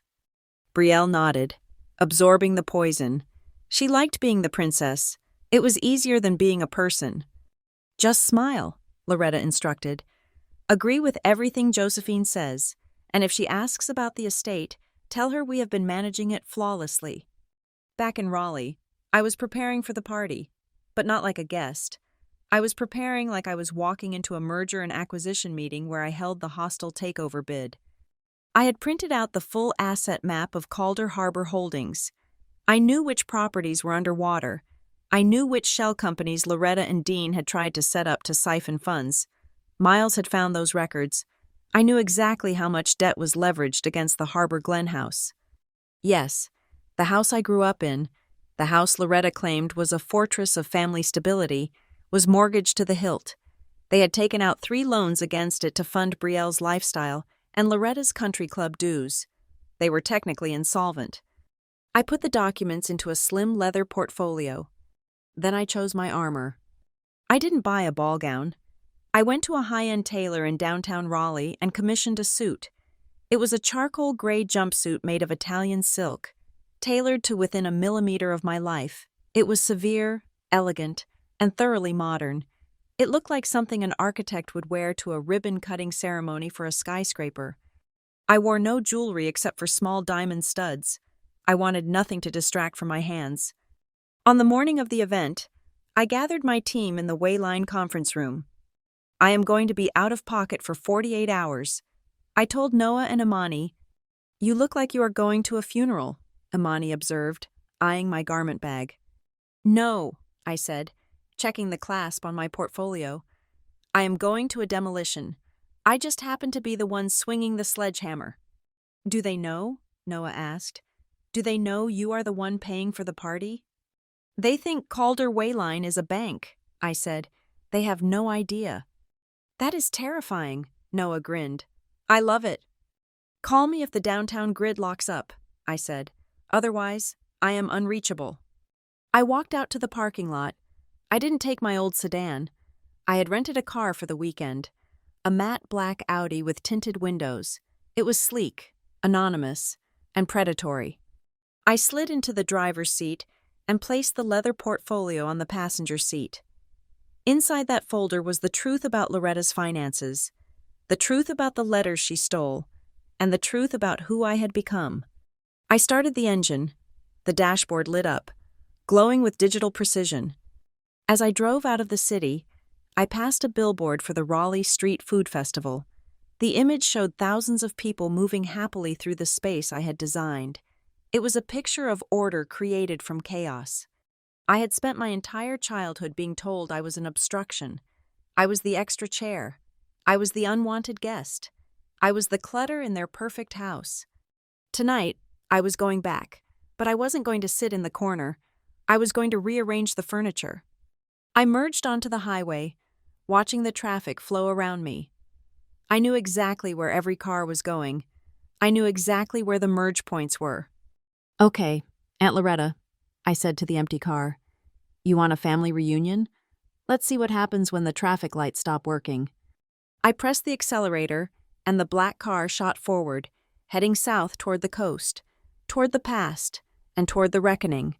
The tires of the matte black Audi crunched softly against the gravel of the Harbor Glen Community Hall driveway.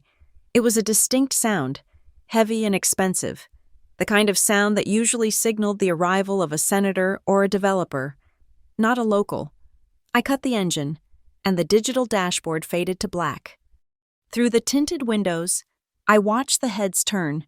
A cluster of my relatives were standing near the entrance, clutching their plastic cups of punch, craning their necks. They were waiting for someone important. They were waiting for the corporate sponsors, or perhaps a lawyer, or maybe just someone rich enough to validate their presence here tonight. I opened the door and stepped out. The humidity of the North Carolina evening hit me, familiar and suffocating, carrying the scent of marsh mud and expensive perfume. As I straightened up, smoothing the lapel of my charcoal silk jumpsuit, I saw the moment of recognition hit them. It was a physical deflation. "Oh," I heard Mrs. Higgins say, her voice carrying over the landscaped bushes. "It is just Maris." "I thought she drove a Honda," someone else muttered. "Probably a rental," another voice chimed in. "Trying to show off. You know how she is." They turned their backs, returning to their conversations. Their interest evaporated. To them, I was a non-entity. I was the static on the television screen before the real show started. I locked the car, my car, paid for with dividends from a parking structure renovation in Charleston, and walked toward the double doors. The community hall had been transformed, and as I walked in, a dry, humorless smile touched my lips. The layout was familiar. It was not just familiar, it was proprietary. The flow of the high-top tables, the specific angle of the bar relative to the entrance, the way the lighting was rigged to draw the eye to the center stage. It was a Wayline District Design Standard event package. Loretta must have thought she was getting a generic upscale setup. She had no idea she was walking through the architecture of my own mind. I approached the welcome table. A heavy card stock sign was propped up on an easel, framed in gold leaf. "Welcome to the Calder Family Gathering, generously sponsored by the Calder Wayline Initiative." I picked up a pen to sign the guest book. My hand hovered over the page. The names above mine were written in flourishing, confident scripts. People who knew they belonged.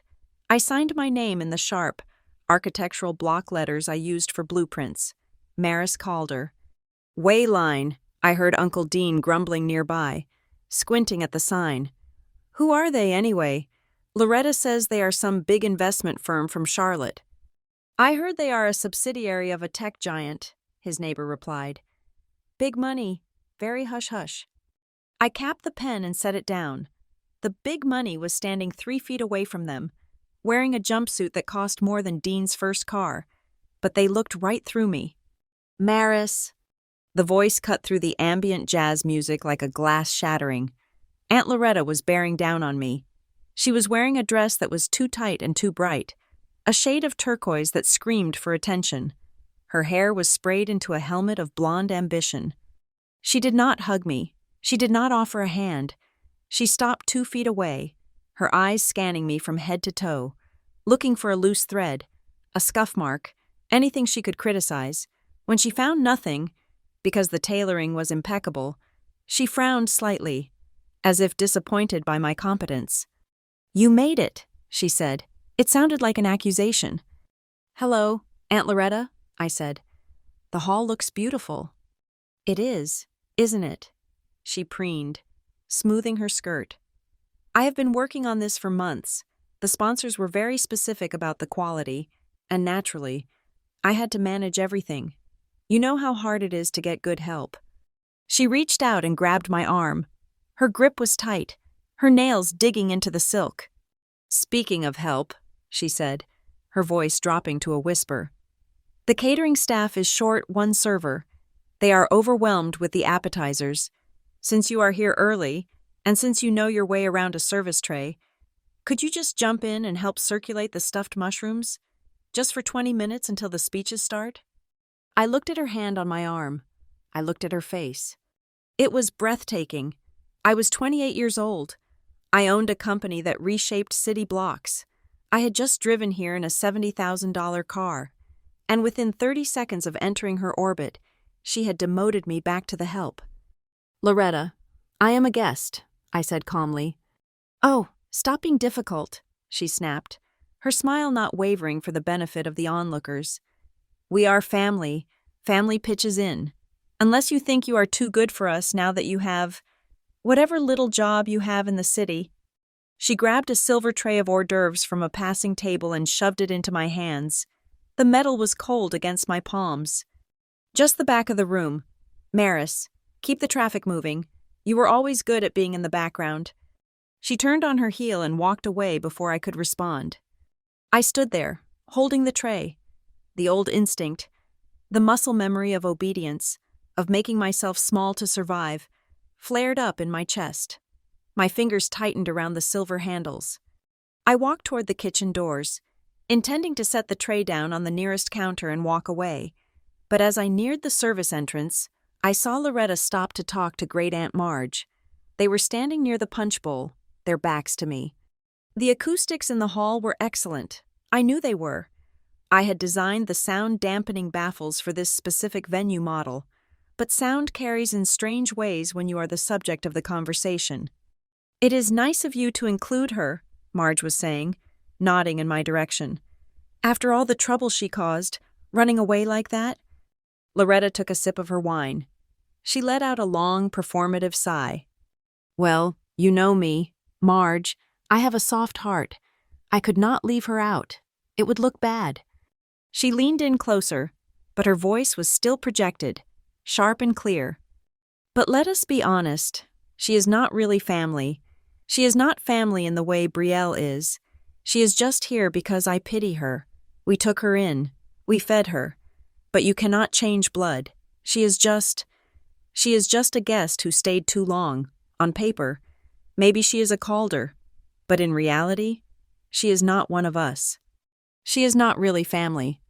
The words hung in the air. I felt them land on me like physical blows. 1, 2, 3. Around them, a few people heard. Cousin Sarah looked down at her shoes. Uncle Dean pretended to inspect a light fixture. Mrs. Higgins cleared her throat and turned away. Nobody said a word. Nobody said, "That is a terrible thing to say." Nobody said, "She is your niece." They just let it happen. Their silence was a signature on the document of my exclusion. I stood frozen near the kitchen door. The tray in my hands felt heavy, like I was carrying the weight of every Thanksgiving I spent at the kids' table, every Christmas I spent without a stocking. I looked to my left. There was a large glass pane in the door leading to the patio. I saw my reflection. I did not see the scared 8-year-old girl with the trash bag of clothes. I did not see the teenager pleading for a scholarship signature. I saw a woman in a charcoal silk suit. I saw a woman who commanded a team of 40 engineers. I saw a woman who had a grandmother waiting in the wings with a nuclear option in her lap. I set the tray down on a side table. I set it down hard. The silver clattered against the wood. A sharp, dissonant sound that made several people jump. Loretta turned around. She saw me. She saw that I had heard. For a split second, her eyes widened, then she shrugged, a tiny dismissive movement of her shoulder, as if to say, "Well, it is true." I did not run. I did not cry. I took a step forward, into the main room. I walked past the tray of food. I walked to the edge of the crowd and folded my arms. I was going to stand right here. I was going to look them in the eye. I was going to make them look at the not family member until they were uncomfortable. "Hey." A hand touched my shoulder. I turned to see Brielle. She looked like a confection. Her dress was emerald green, dripping with sequins. She had a glass of champagne in one hand and her phone in the other. "Mom said you were helping with the food," she said, looking at my empty hands. "Did you quit already?" "I am not staff. Brielle," I said. She laughed, a tinkling, condescending sound. "Relax. You look so serious. So, how is Raleigh? Mom said you are doing some kind of city work, like fixing potholes?" "Something like that," I said. "We manage infrastructure." "Cute," she said, looking over my shoulder to see if anyone more important was watching. "Well, enjoy the party.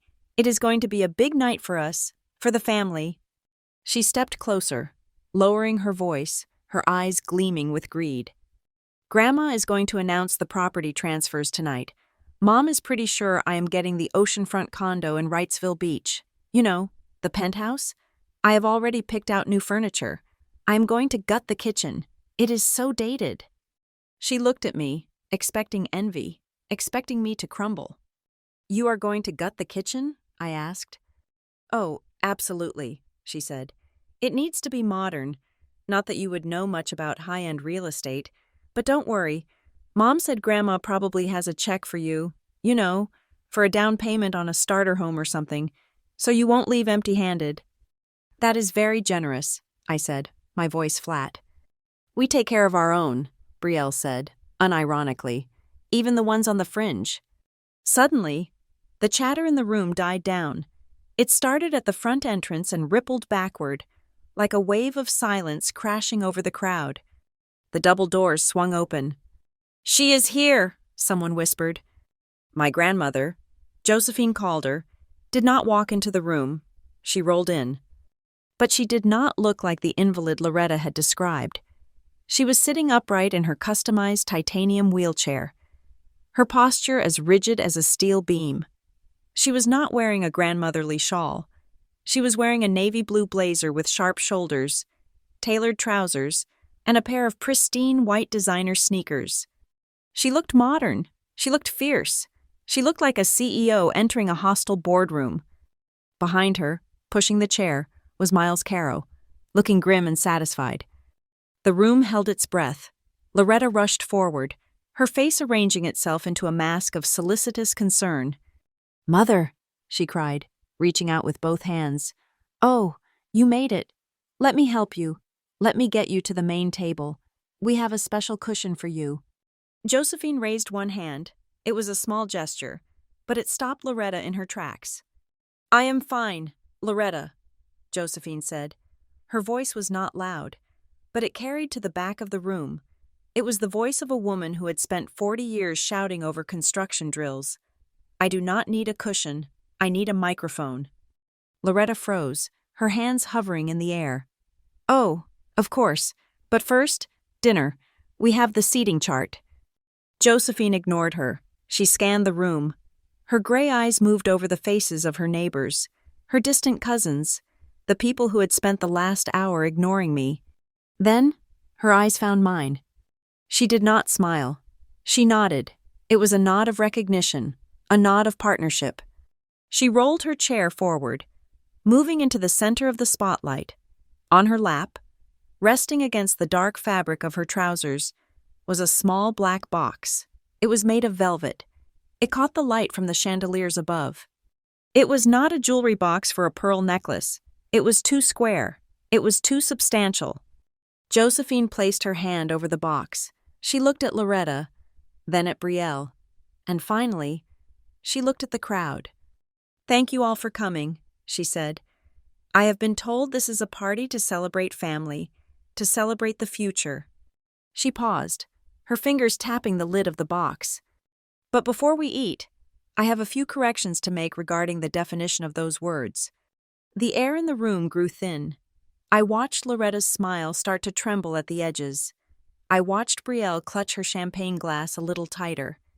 I took a deep breath and uncrossed my arms.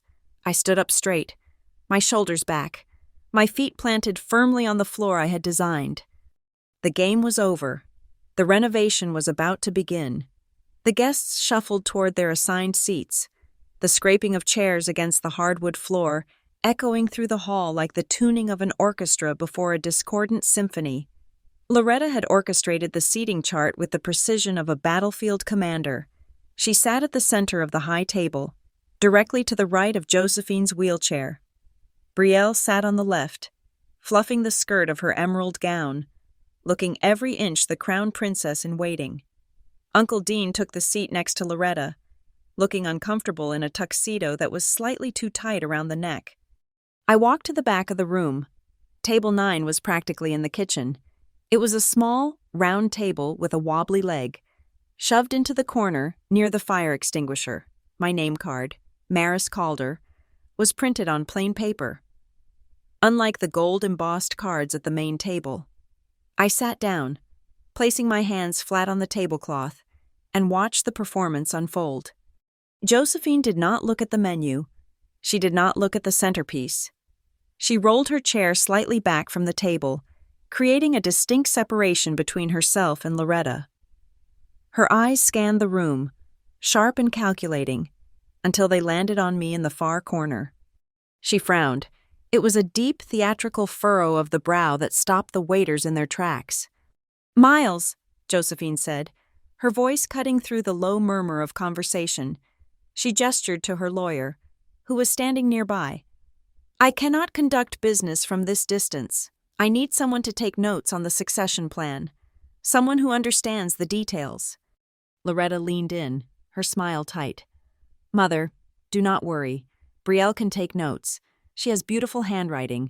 Brielle, get your phone out. I do not need handwriting, Josephine said, ignoring her daughter-in-law completely. I need competence. Miles, please have the master of ceremonies move Maris to the head table. Put her right there across from me. The room went silent. Loretta's fork clattered onto her plate. Maris? Loretta let out a high, nervous laugh. Mother, surely there is a mistake. Maris is seated at table 9. The arrangements are already made. It would disrupt the service flow. Josephine turned her head slowly to look at Loretta. It was the look a lioness gives a cub that has bitten too hard. Loretta, Josephine said, her voice dangerously low, I am the guest of honor. If I want to sit next to the janitor, I will sit next to the janitor. Move the chair. Loretta's mouth snapped shut. She gestured frantically to a waiter, snapping her fingers. Get a chair. Put it there, opposite Mrs. Calder. I stood up. I could feel the eyes of every person in the room on me. The spare chair girl was being summoned to the throne. I walked across the room, my heels clicking rhythmically on the floor. I did not hurry. I walked with the measured pace of someone inspecting a job site. I took the seat opposite Josephine. I was now staring directly at Loretta. Her face was a mask of fury and confusion, her makeup unable to hide the blotches of red rising on her neck. Thank you, Josephine said to me. Then she nodded to the stage. You may begin. The master of ceremonies, a local radio host hired for the night, tapped the microphone. Good evening, ladies and gentlemen, he boomed. Before we begin our dinner service, we have a few acknowledgments. First, we want to thank our generous sponsor for the evening.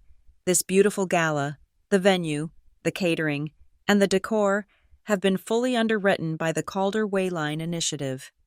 Loretta beamed, looking around the room, mouthing, That is me, to Mrs. Higgins. And, the MC continued, consulting his cue card, we would like to invite the founder of the sponsoring organization to stand and be recognized, Ms. Maris Calder, founder and CEO of Wayline District Design.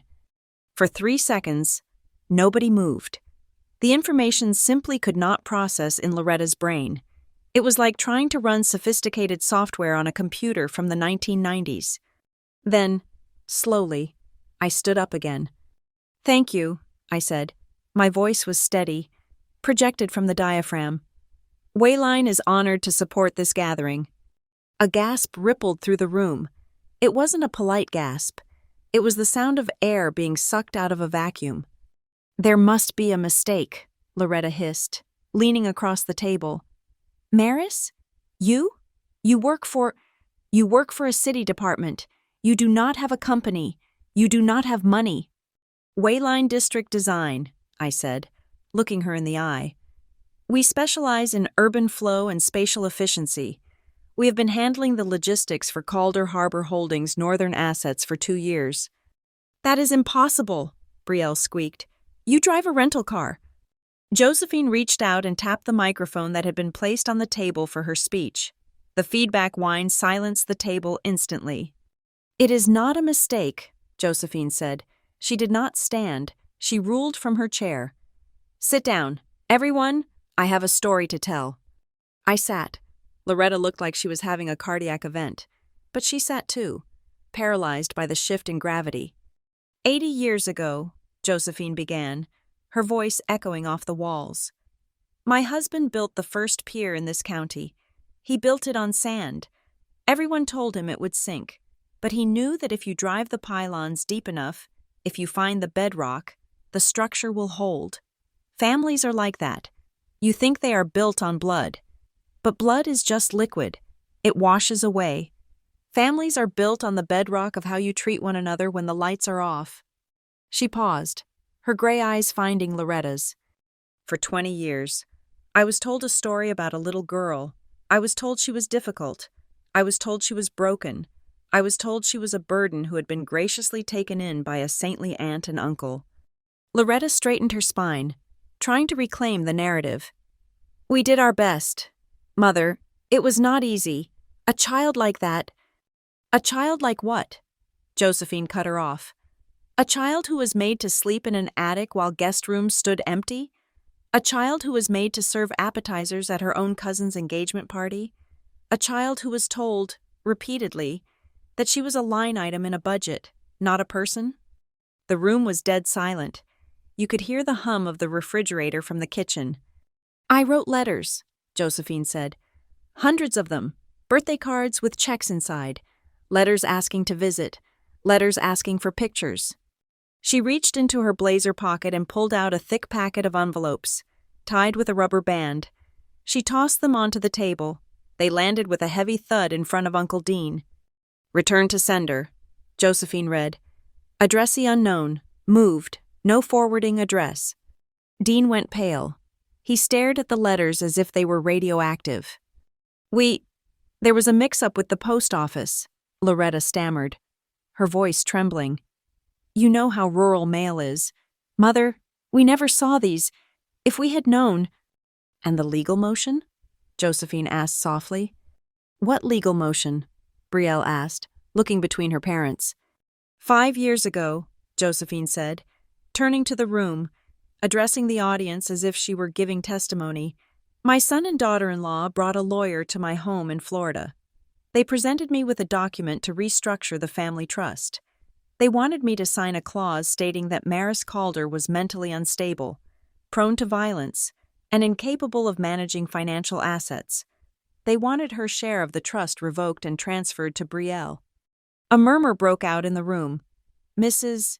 Higgins put her hand over her mouth. "I never said she was violent," Loretta cried out, standing up. "I said she was troubled. We were trying to protect the family assets. It was for her own good. She would have wasted it." "Sit down, Loretta," Josephine commanded. The authority in her voice was absolute. Loretta sat.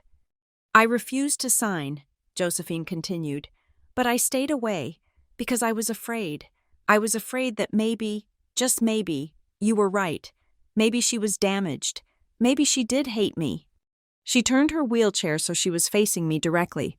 Her expression softened, just for a second, before hardening back into steel. "But then I came here tonight. I sat in my car in the parking lot for 20 minutes before I came in. I watched the guests arrive, and I heard something." She looked at Loretta. "I heard you.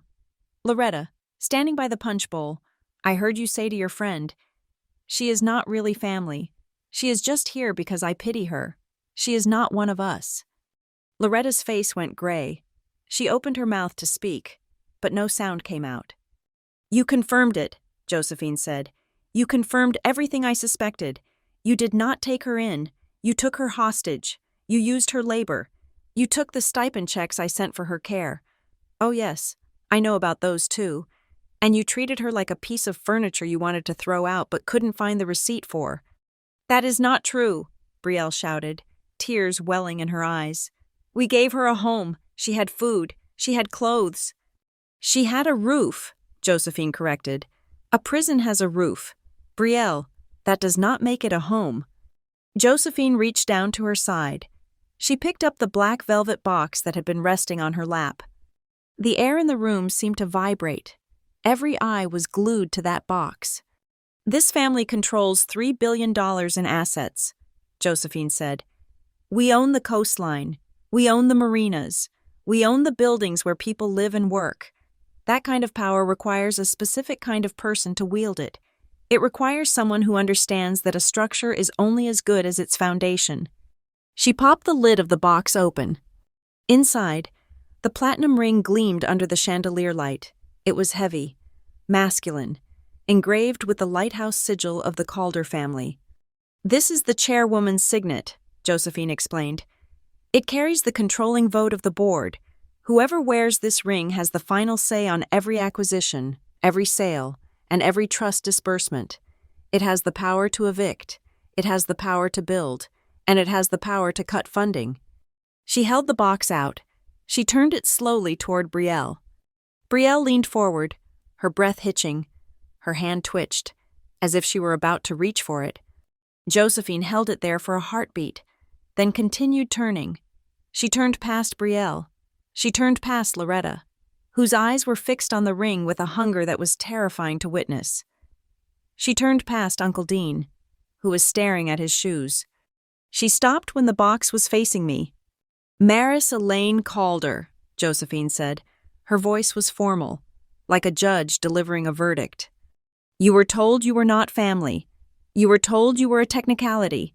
You were told you did not belong at the main table." She pushed the box across the white tablecloth. It slid between the crystal glasses and the silver candlesticks, coming to a rest directly in front of my hands. "The person who runs this company cannot be someone who thinks owning a house makes you superior to the person cleaning it," Josephine said. "It has to be someone who knows what it feels like to be locked out. It has to be someone who knows how to build a door where there wasn't one before." "Mother, no," Loretta whispered. It was a sound of pure horror. She is a nobody. She is the help." "She is the CEO," Josephine said sharply. "And as of tonight, she is your landlord." Josephine looked at me. "Stand up, granddaughter." I stood. My legs felt solid, rooted to the floor. My heart was hammering against my ribs, but my hands were steady. "Pick it up," Josephine said. I reached out. My fingers brushed the velvet. I lifted the heavy platinum ring from its cushion. It was cool to the touch. "This ring grants you the authority to define what this family is," Josephine said. "You decide who sits at the table. You decide who gets the funding. You decide who carries the name." I looked at the ring. I saw the lighthouse engraving. It was a symbol of guidance, but also a warning. Keep away from the rocks. I looked up at Loretta. She was slumped in her chair, looking small, looking defeated, looking like a tenant who had just received an eviction notice. I looked at Brielle, who was crying silent, angry tears, realizing that her inheritance had just evaporated. And then I looked at Josephine. She was smiling. It was a fierce, proud smile. "Put it on," she whispered. I slid the ring onto my right index finger. It was a little loose, but it felt heavy. It felt permanent. I raised my hand, letting the platinum catch the light. The room was dead silent. The only sound was the shifting of the spare chair scraping against the floor as I adjusted my stance. The girl from the attic was gone. The chairwoman had arrived. The silence that had gripped the room following Josephine's command shattered instantly. It did not break like a wave. It broke like a dam. The moment the platinum ring slid onto my finger, the atmosphere in the Harbor Glen Community Hall shifted violently from awkward tension to chaotic realization. People who had spent the last 2 hours looking through me suddenly found me fascinating. I saw Mrs. Higgins elbow her husband, whispering furiously. I saw cousins who had ignored my greeting at the door suddenly beaming in my direction, raising their glasses as if they had been rooting for me the entire time. It was a masterclass in human fickleness. But at the high table, there was no celebration. There was only wreckage. Loretta had slumped back in her chair, her face draining of color until it matched the white tablecloth. Uncle Dean was staring at the centerpiece as if hoping it would explode and end his misery. Brielle was weeping. Not the pretty, cinematic tears she practiced, but ugly, gasping sobs of a girl realizing her future had just been canceled. Josephine did not let the chaos reign for long. She tapped the microphone again. The feedback screech cut through the noise, silencing the room once more. "Please, sit down," Josephine commanded. "We are not finished.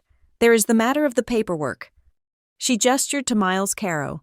The lawyer stepped forward, placing a heavy leather binder on the table. The sound of it hitting the wood was final. "As of 9 o'clock this morning," Josephine announced, her voice steady and amplified, "the succession plan for Calder Harbor Holdings has been filed with the state and the board of directors. Maris Calder is now the executive vice president and the designated successor to the chair. She holds the proxy vote for all family assets." She turned her head slowly to look at Loretta and Dean. "The positions previously held by Loretta and Dean Calder on the Family Advisory Council have been terminated," Josephine continued. "Their monthly stipend has been reduced significantly. This reduction is permanent and is cited in the filing as a consequence of ethical misconduct and breach of fiduciary duty regarding the guardianship of a minor." "You cannot do this!" Loretta screamed.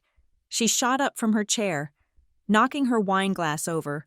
Red wine bled across the white tablecloth, staining the fabric like a wound. "I am your daughter-in-law. I am the mother of your only biological grandchild."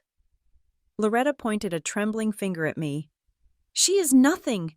She is a stray we picked up. You are going to give $1 billion company to a girl who does not even share our blood? You are choosing a stranger over your own family?" The room gasped. Loretta had done exactly what Josephine knew she would do. In her desperation, she had stripped away the mask of the loving aunt and revealed the ugly, bigoted truth underneath. I stood up. I did not shout. I picked up the microphone that was sitting in front of Josephine. I held it with a steady hand. "Thank you, Loretta," I said. My voice was calm, cool, and echoed off the rafters I had designed to carry sound perfectly. "Thank you for clarifying that for everyone. You just proved exactly why you are unfit to lead anything that involves people." I walked around the table. I stood in the center of the room, the ring on my finger catching the stage lights. I looked at the guests, the neighbors, the teachers, the people who had watched me grow up and done nothing. "For 20 years, I said, addressing the room, "I was told that I should be grateful. I was told that providing a child with a roof and food was an act of extreme charity that required a lifetime of repayment. I was told that because I was not born into this main line, I was a spare part, a liability." I paused, looking directly at a camera that a videographer had set up for the festivities. I wanted this on the record. "There is a difference between a home and a holding cell," I continued. "There is a difference between raising a child and managing an asset. Loretta did not raise me. She detained me. She used my gratitude as a leash. She used the phrase, 'You are not family,' to ensure I worked harder, stayed quieter, and asked for less than the people sitting at the high table." I turned back to Loretta. She was shaking, clutching the edge of the table. "I do not want your apology," I said. "And I certainly do not want your fake affection now that I hold the checkbook. What I want is to ensure that no other child in this county ever has to feel like a guest in their own life." I turned to Miles Caro. He nodded and handed me a blue folder. "As my first act as successor," I announced, "I am establishing a new philanthropic arm of Calder Harbor Holdings. It will be called the Bus Bench Network." A ripple of confusion went through the crowd. "It is named after the place where kids go when they have nowhere else to wait," I explained. "This foundation will provide housing, trade education, and university scholarships for youth aging out of the foster system and for children living in kinship care arrangements where they are not fully supported. We will not just give them money, we will give them deeds. We will give them keys. We will give them the one thing I had to fight for, a place where their name is on the door, not just on a temporary tag." I looked at the crowd. "This isn't for bad kids," I said, quoting the whisper I had heard so many times. "This is for children whose adults failed them. It is for the kids who are treated like unpaid interns in their own families." The room broke into applause. It was hesitant at first, then louder. But I raised my hand. I wasn't done. "There is one final piece of business," I said, "regarding the house at 42 Oak Creek Drive." Loretta's head snapped up. Her eyes were wide with panic. "My house?" she whispered. "You cannot touch my house. Dean and I paid the mortgage for 20 years. "Actually," I said, opening the blue folder, "you didn't, Miles?" The lawyer stepped up to the microphone. "According to county records and the internal audit of the Calder Trust," Miles said, his voice dry and factual, "the mortgage payments for the residents were made exclusively from a disbursement fund provided by Josephine Calder for the care of her granddaughter. Furthermore, the deed to the house is not in your name, Loretta. It is held by a shell company, Blue Coast Properties, LLC." Loretta looked at Dean. Dean looked at the floor. "Dean knew," Josephine said from her wheelchair. "He signed the papers 20 years ago to avoid inheritance taxes. He just forgot to tell you." "Blue Coast Properties," I said, "is a wholly owned subsidiary of Calder Harbor Holdings, which means, as of tonight, I am the landlord of the house you live in. Loretta let out a sound that was half sob, half shriek. You are going to evict us? You are going to throw your own cousin out on the street? I could, I said. It would be legal. It might even be poetic. But I am not you. Loretta, I do not believe in throwing family away. I walked closer to her, until I was standing right where she used to look down on me. You can stay in the house, I said. But there are conditions, new lease terms. What conditions? She spat, though her voice was weak. First, I listed, ticking off a finger. You will enroll in and complete a 12-week course on ethics and guardianship, sponsored by the Foundation. Second, you will serve on the advisory board for the Bus Bench Network, not as a leader, but as a trainee. You will listen to the stories of the children you think are not real family. And third, I said, my voice dropping to a hard, iron register, you will calculate the hours of domestic labor I performed in that house between the ages of 8 and 18, cleaning, cooking, laundry, landscaping. You will calculate it at the fair market hourly rate for those years, and you will donate that sum, in full, to the Foundation. You have 6 months to pay it. Loretta stared at me. It wasn't an eviction. It was something worse. It was accountability. It was a bill coming due for 18 years of stolen labor. If you refuse, I said simply, then you can see how it feels to pack your life into a black trash bag and wait for someone to take pity on you. I placed the microphone back on the table. Enjoy the dinner, I said. I believe the catering staff needs a break. I turned and walked away from the high table. I walked past the stunned guests. I walked toward the exit. I felt a hand on my arm. I turned. It was Brielle. Her mascara was running down her face. The emerald dress looked like a costume now. She looked young and terrified. Maris, she stammered. I didn't know. I didn't know the house wasn't ours. I didn't know Mom lied about the letters. I just thought... You thought what? I asked gently. I thought that was just how it was, she whispered. I am sorry. I should have said something. When she said those things about you, I should have said something. I looked at my cousin. I remembered the new bicycle. I remembered the prom dress. I remembered her laughing when I left for Raleigh. You didn't know because it benefited you not to know, I said.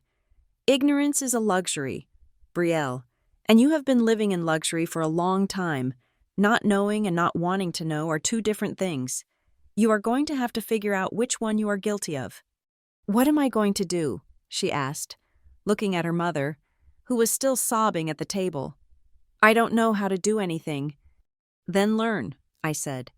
Come to the Foundation, volunteer, apply for a job, but do not expect a corner office. You start at the front desk, just like I did. I pulled my arm away and walked to the door. Josephine was waiting for me by the entrance. Miles was holding the door open. My grandmother looked tired. The adrenaline was fading, leaving her pale, but her eyes were blazing. She reached out and took my hand, the hand with the ring. That was difficult, she said. It was necessary, I replied. The house condition, Josephine chuckled softly. Making her pay back your wages. That was brilliant, vicious, but brilliant. I learned from the best, I said. Josephine squeezed my hand. The ring, the buildings, the money. None of it matters. Maris, if you carry the poison with you, if you had kicked them out on the street, you would have just been Loretta with a bigger bank account, but you gave them a path. You broke the loop. I don't want to be them, I said. I never wanted to be them. I just wanted to be me. And so you are, Josephine said. Go on, get some air. I have to go back in there and make sure Dean doesn't faint into the soup. I walked out into the night air. The parking lot was quiet. The humidity had broken, and a cool breeze was coming off the ocean. I walked to my car, my matte black Audi, the car I had bought with my own money. I leaned against the hood and looked down at my hand. The platinum ring was heavy. It caught the light from the street lamp, the lighthouse sigil glowing softly. It wasn't a trophy. I didn't feel triumphant. I didn't feel a surge of joy. I felt weight. I felt the weight of the $3 billion. I felt the weight of the hundreds of kids I had just promised to help. I felt the weight of Loretta's future and Brielle's redemption. It was a heavy burden, but for the first time in my life, it was a burden I had chosen to carry. I looked back at the community hall. I could see the silhouettes of people moving inside. They were still talking about me. They would be talking about me for years. "She is not family," Loretta had said. She was right. I wasn't her family. I was the architect of something new. I looked at the empty passenger seat where the portfolio lay. I thought about Noah and Amani waiting for me in Raleigh. I thought about the traffic grid of the city, waiting to be optimized. They said I didn't have a seat at their table. I whispered to the night. So I built a bigger table, and I wrote the guest list myself.